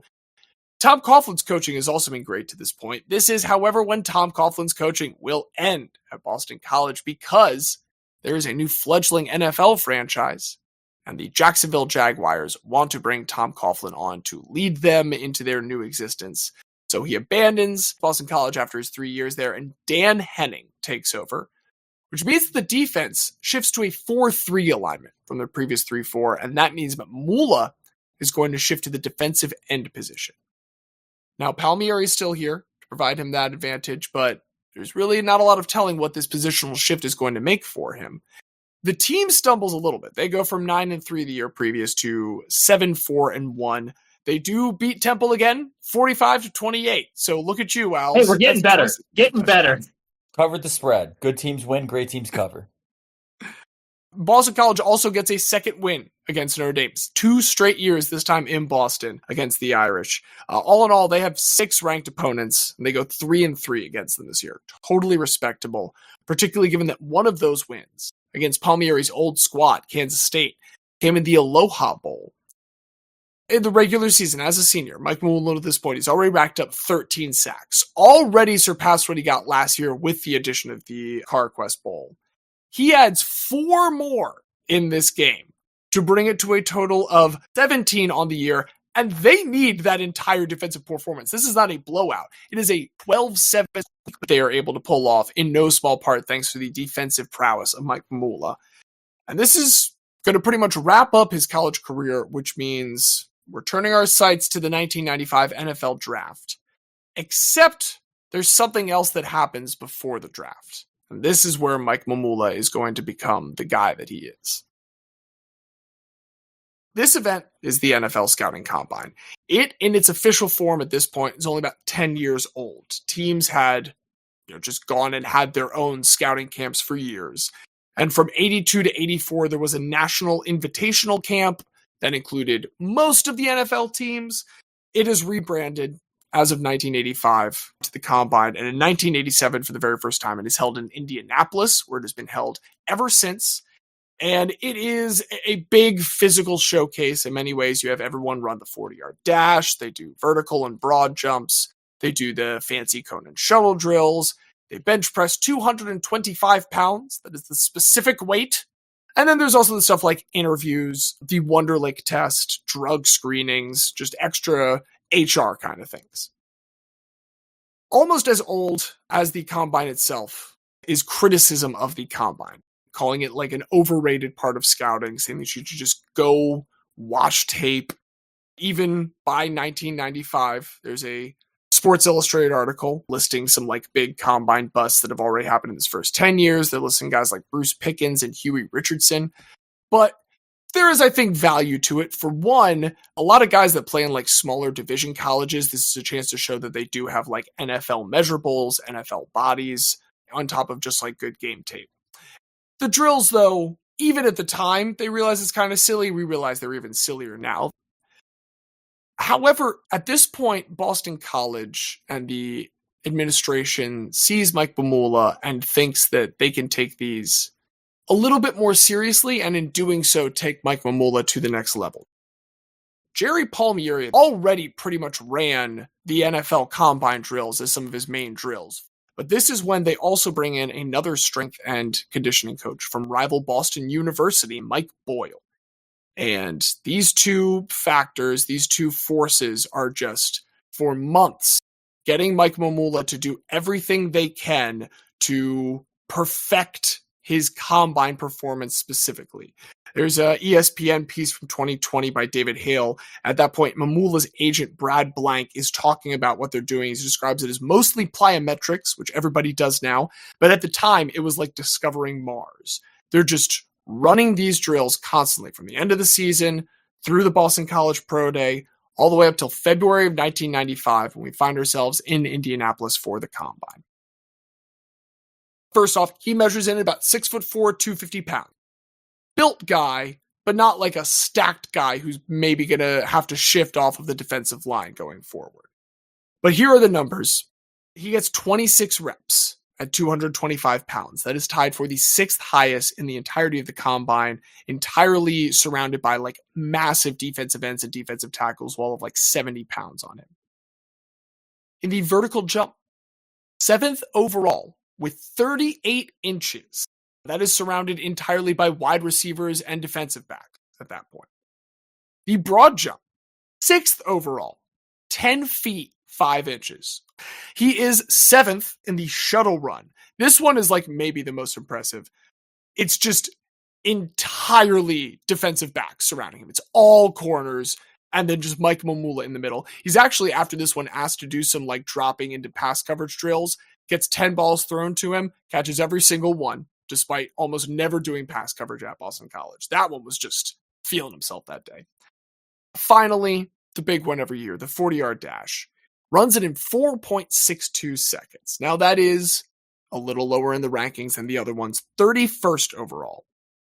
Still a full 10th of a second faster than the next closest defensive end, and still close enough to win a bet with his agent Blank, mentioned there previously, who had bet him he couldn't run 4.6. As a result, he does have to buy Mike a new television. There is also the Wonderlick. We have mentioned that before with Perfect Pat McAnally, who's the first person to ace the Wonderlick, which has a maximum score of 50, which Pat got. The average is 19. There are some places that list Mike not as having a perfect 50, but as having a 49. I do want to mention all of the sources that have that 49 cited are now dead links on the internet. The only one I can confirm is this Peter King, which lists him as a 33, which is still very good for someone who's banging his head up against the wall of offensive lines to this point. This is a momentous Combine performance. This Peter King piece, it comes out 2 months later, at which point the hype is just built because people have gone back to see his tape. Because Palmieri and Boyle, they were certain that if they can get eyes on him this one time, he's posted in college. Like, he's got the tape to back it up. And now that he's shown off of the Combine, the people are going to come look at this tape and they're going to see a really dominant college performance.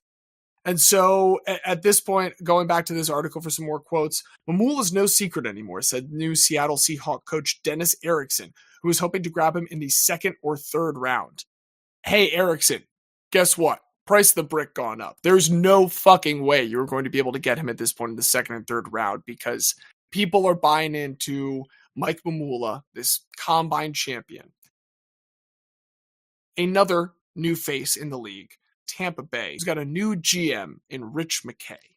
Rich had first seen Mike actually at the BC Pro Day, and the word is that Tampa, with the 7th pick, likes him a lot. Jerry Angelo from the Tampa office calls him a, quote, real genetic freak, which is a term that I hope someday we will not hear every draft day, but it's going to happen because we have Bruce Feldman's The Freak list that he puts out every year. I mean, here's the thing. The bar for the superlatives, I think, is moving constantly. And, like, after Victor Wembanyama, unless I see somebody that looks like him and moves like we him. don't even call him freak. We're like alien. Freak is not enough. Freak is insufficient.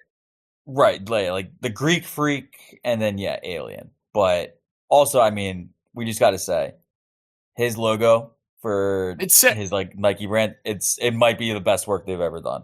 It's beautiful. Love me some Victor Wembanyama. Love me some Mike Mamula. A lot of people like Mike Mamula. Tampa's not the only team looking at him.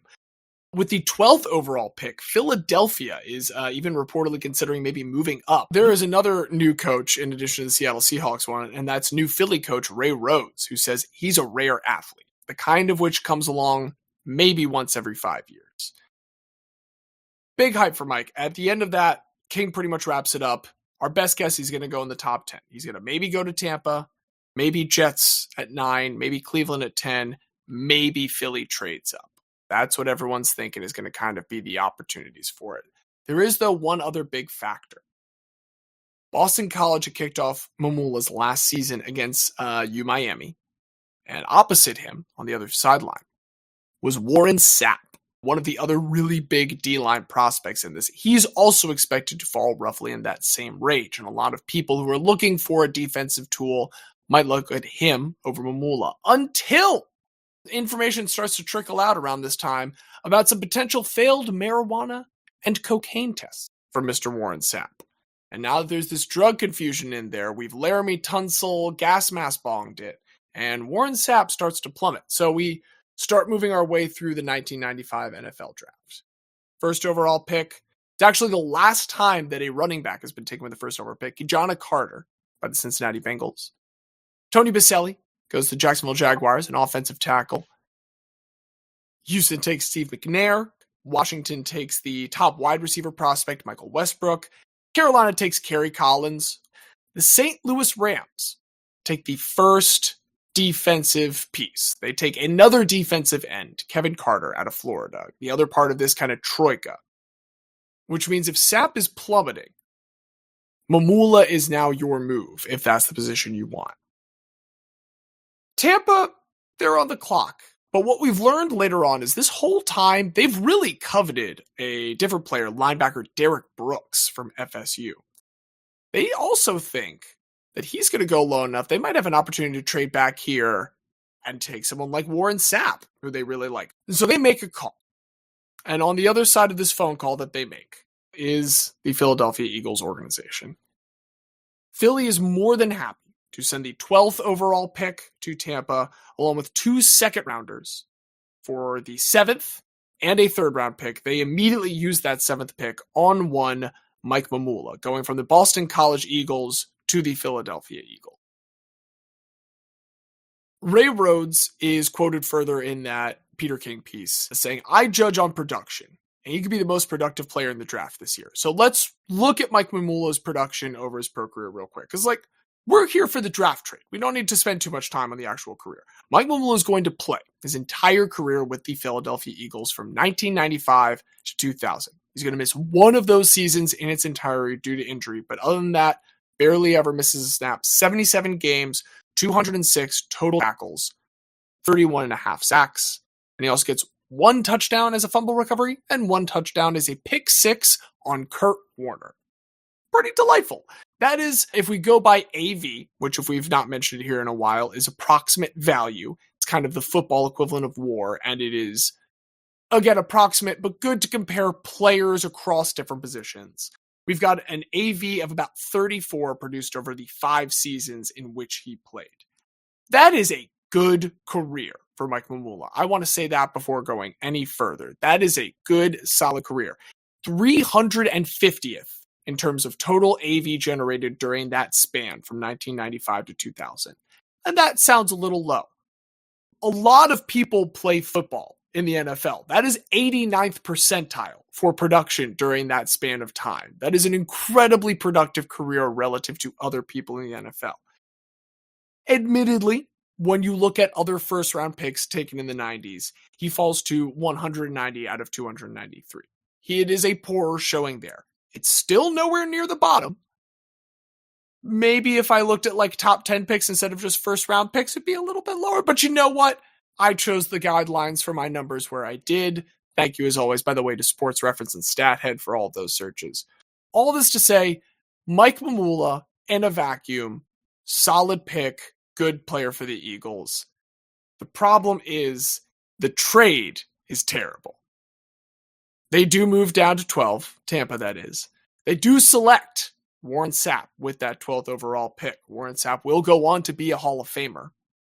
And then 16 picks later, they will take the 2 second-rounders that they have and trade those to the Dallas Cowboys to move back into the first round and to select the player they've wanted all along, linebacker Derek Brooks out of FSU.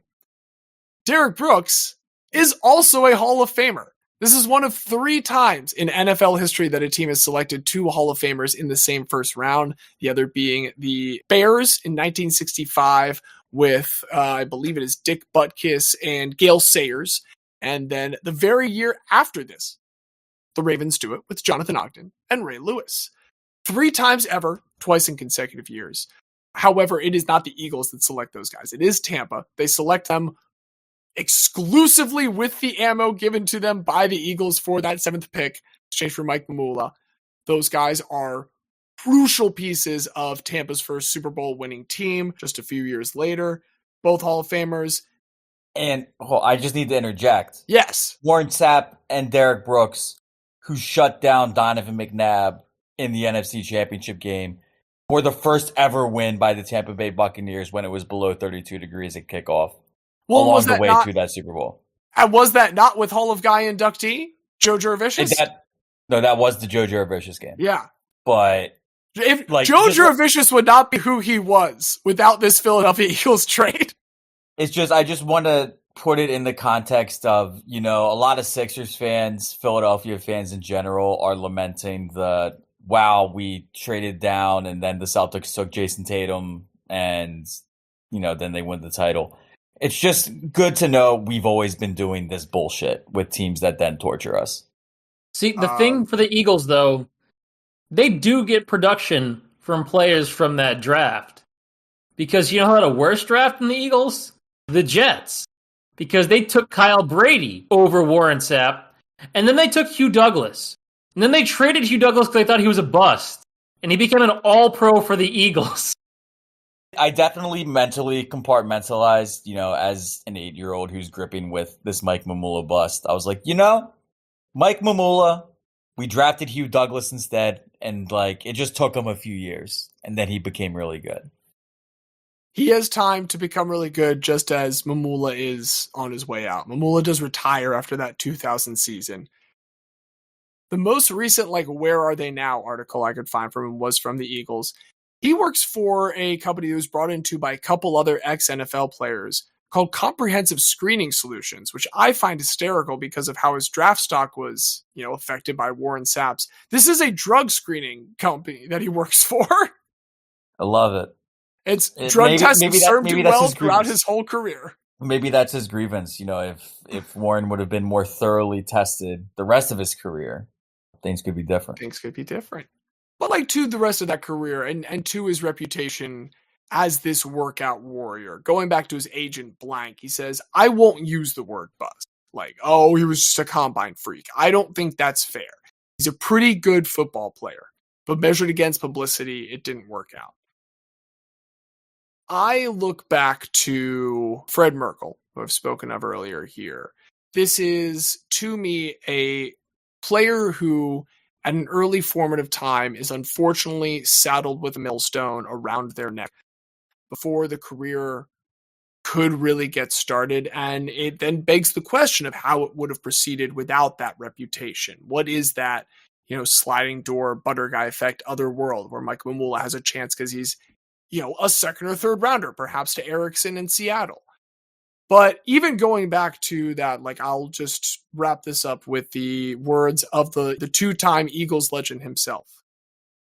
I'm remembered. Everyone's still talking about it 25 years later. It could be worse.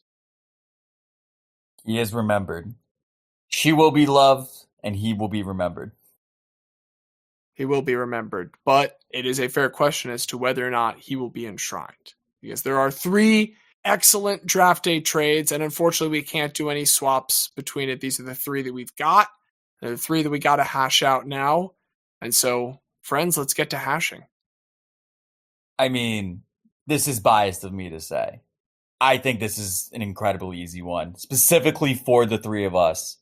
We cannot deny. Look, we can argue details of different cases that were presented, and we all have wonderful details that say that our specific guy should be the winner this week. But all 3 of us were in that room when that magical moment happened. We know it. We felt it. We remember it to this day. Vlade Divac is a guy. We knew it in our bones then. We didn't know what to call it yet then. But there was a feeling that the three of us all shared in that moment. And we have now been doing this podcast for 2.5 years, which is dedicated to moments exactly like that. And that moment is the recognition by all in attendance that Vlade Divac is a guy. I'm not going to doubt Vlade Divac's guy credentials. I will say you are the only person who did not actually follow the prompt. Draft day trades, bro. I did say the pick that they were drafted with has to be traded. That was the criteria. So we're saying because Vlade was already a drafted player and had gone through his draft. Kobe would have counted if Kobe wasn't Kobe because that was what was traded. James followed the criteria because Mike Mamula was picked with a pick that was traded. I'm fine if we decide that Vlade is just so much of a guy that he's better than the other two candidates. But I do want to at least give props to James because Mike Mamula does follow the prompt completely. We've never been super hard and fast about it other than maybe eliminating options we didn't like ahead of time. But it's still important to bring it up because I want to make sure that at least every candidate gets their props. That is totally fair. And the only thing I'm going to say is just, in the quid pro quo way that we do these things sometimes, your guy last week did not honor all of my criteria. And I very quickly waved my hands and I said, don't worry about it. Do your guy. I'm just letting that Did I not say if we decide that Vlade is just that much better, it's fine? For sure. I'm watching the backroom deals happen in front of me. It's not even a back room. It's happening out here in the open. Hey, I'm shouting out Mike Mamula. Not even the Eagles fan, and I'm giving Mike Mamula more credit than Diaz is. Okay, here's something I'd like to start. All due respect to Jason Spezza, I think we can start by moving him to the side. I love this, but I think the thing about him, Jason Spezza worked out pretty fucking well for the team that traded for him. And I think that the ultimate guyness that Vlade and Mike both represent, we can get to those two in a moment, but both of them, those are teams, or those are guys that are on, the quote unquote losing side of the trade. Like Jason Spezza just was traded to Ottawa and then worked out really well for Ottawa. Like, that's an incredibly good outcome for a high draft pick. He was on a Stanley Cup Finals team with them. Like, that's a good outcome. And he did get into a fight where him and the other main fighter got 69 penalty minutes against the Flyers, which is good. Which is the nicest fight in the history of the NHL. The nicest fight in the history of the NHL. Has to be. But yeah, there was a part of me that was hoping that Xavier was going to be more of a stickler for the rule and eliminate my need to fight here for money. Here's the thing though, that I do think is a legitimate thing against fighting. And you mentioned it. I'll do credit. You're not trying to hide this fact from him. If we are talking about guys famous for draft day trades, he is also responsible for a draft in which a massive trade did happen that will continue to have repercussions for the NBA for years to come. And also didn't have to because he could have just taken Luka Doncic instead of Marvin Bagley. When we are honoring these guys for being draft day trade guys specifically in this moment, his biffing on that is a tough pill for me to swallow. That's fair. But again, to your point, the Luka trade never happens if he just does the right thing. And that's a fair response. It doesn't move me, but I would understand if that was a response that moved someone else. That is a very fair response to that. I still think, I'm sorry, man, you fucked up not taking Luka Doncic. No, he totally did. He absolutely 100% totally did, but it's part of his legacy. And Jerry West said it when he first met him. This guy looks like, he hasn't shaved in a week. He looks like hasn't slept in a week. What's going on with this guy? And that's kind of his charm. Just this big oaf that gets trusted with things that he shouldn't be trusted with sometimes.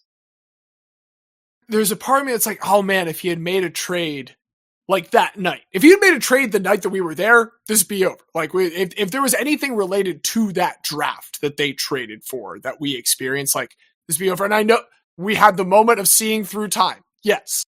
And also let it be said that in that trade that he then later made, which included the pick swap, the picks did swap.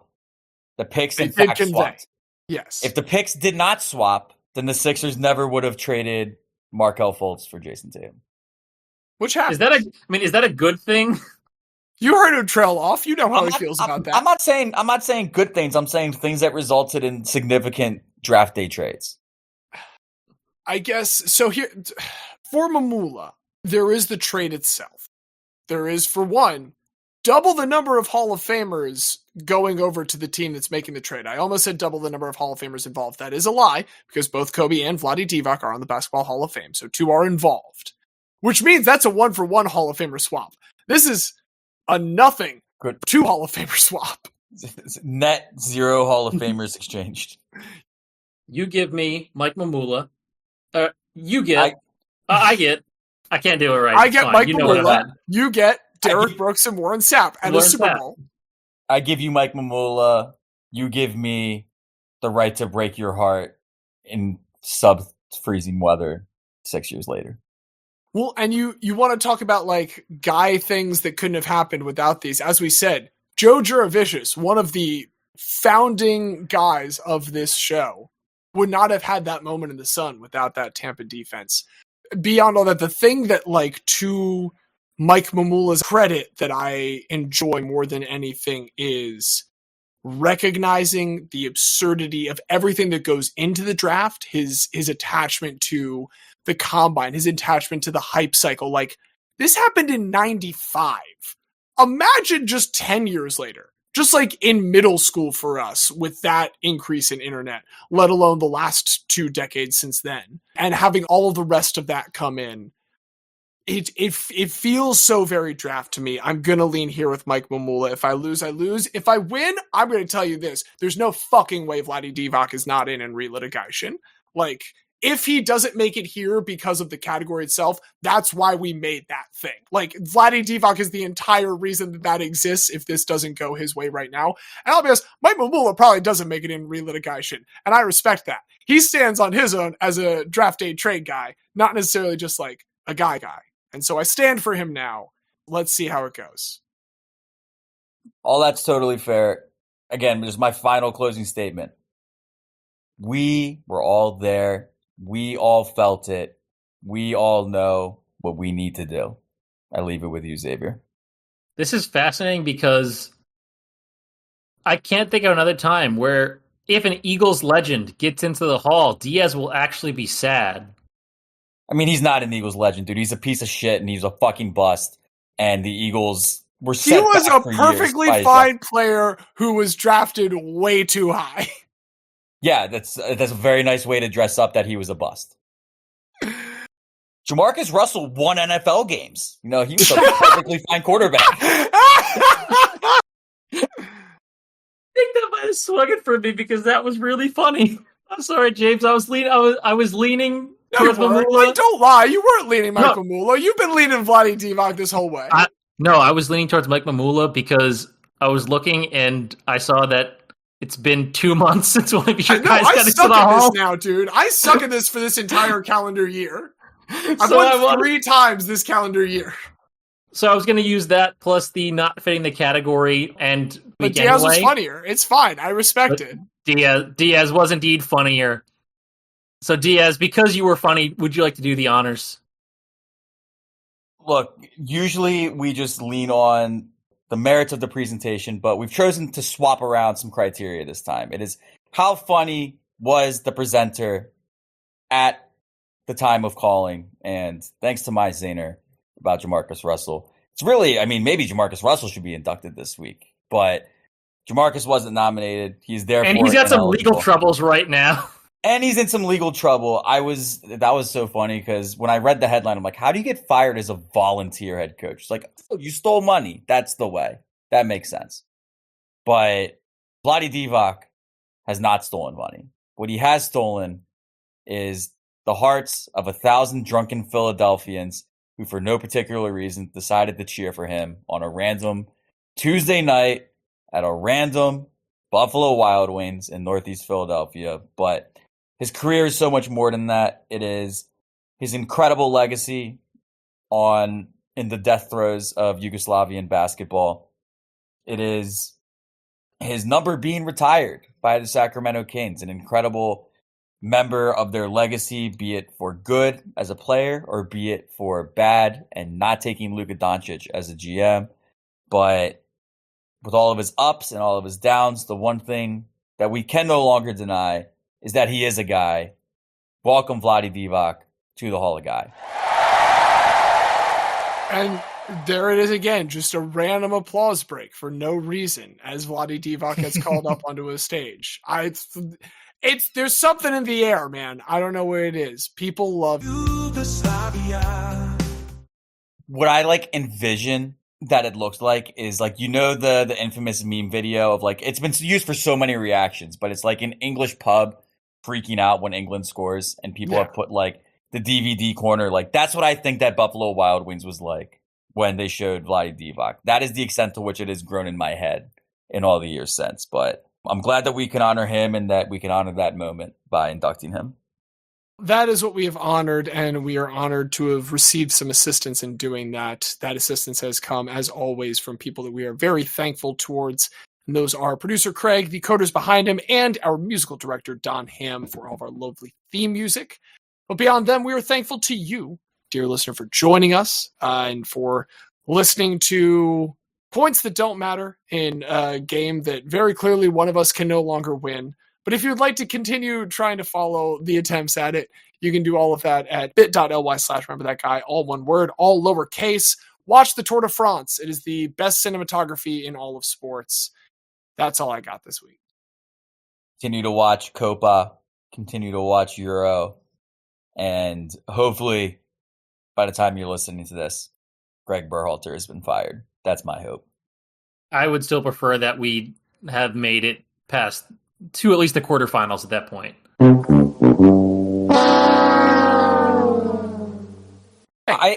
How about let's compromise with an Ivory Coast. USA gets through somehow, but it's still so bad that they're we don't even care that you beat Uruguay. Get the fuck out, Greg.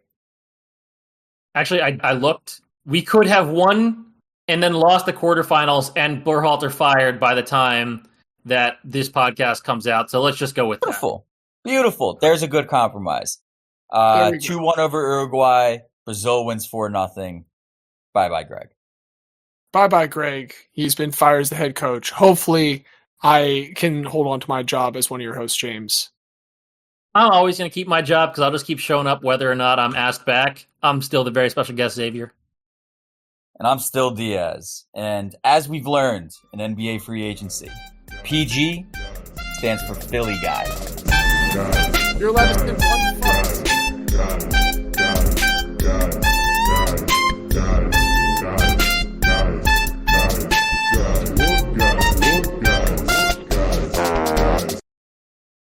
Elevator music goes right here. They're gonna do another guy, and they're gonna remember him eventually. Once James is back, it's gonna take a second, maybe one or two more. You can't be sure, but you can be sure that once James is back, we're gonna remember some guys. Bang!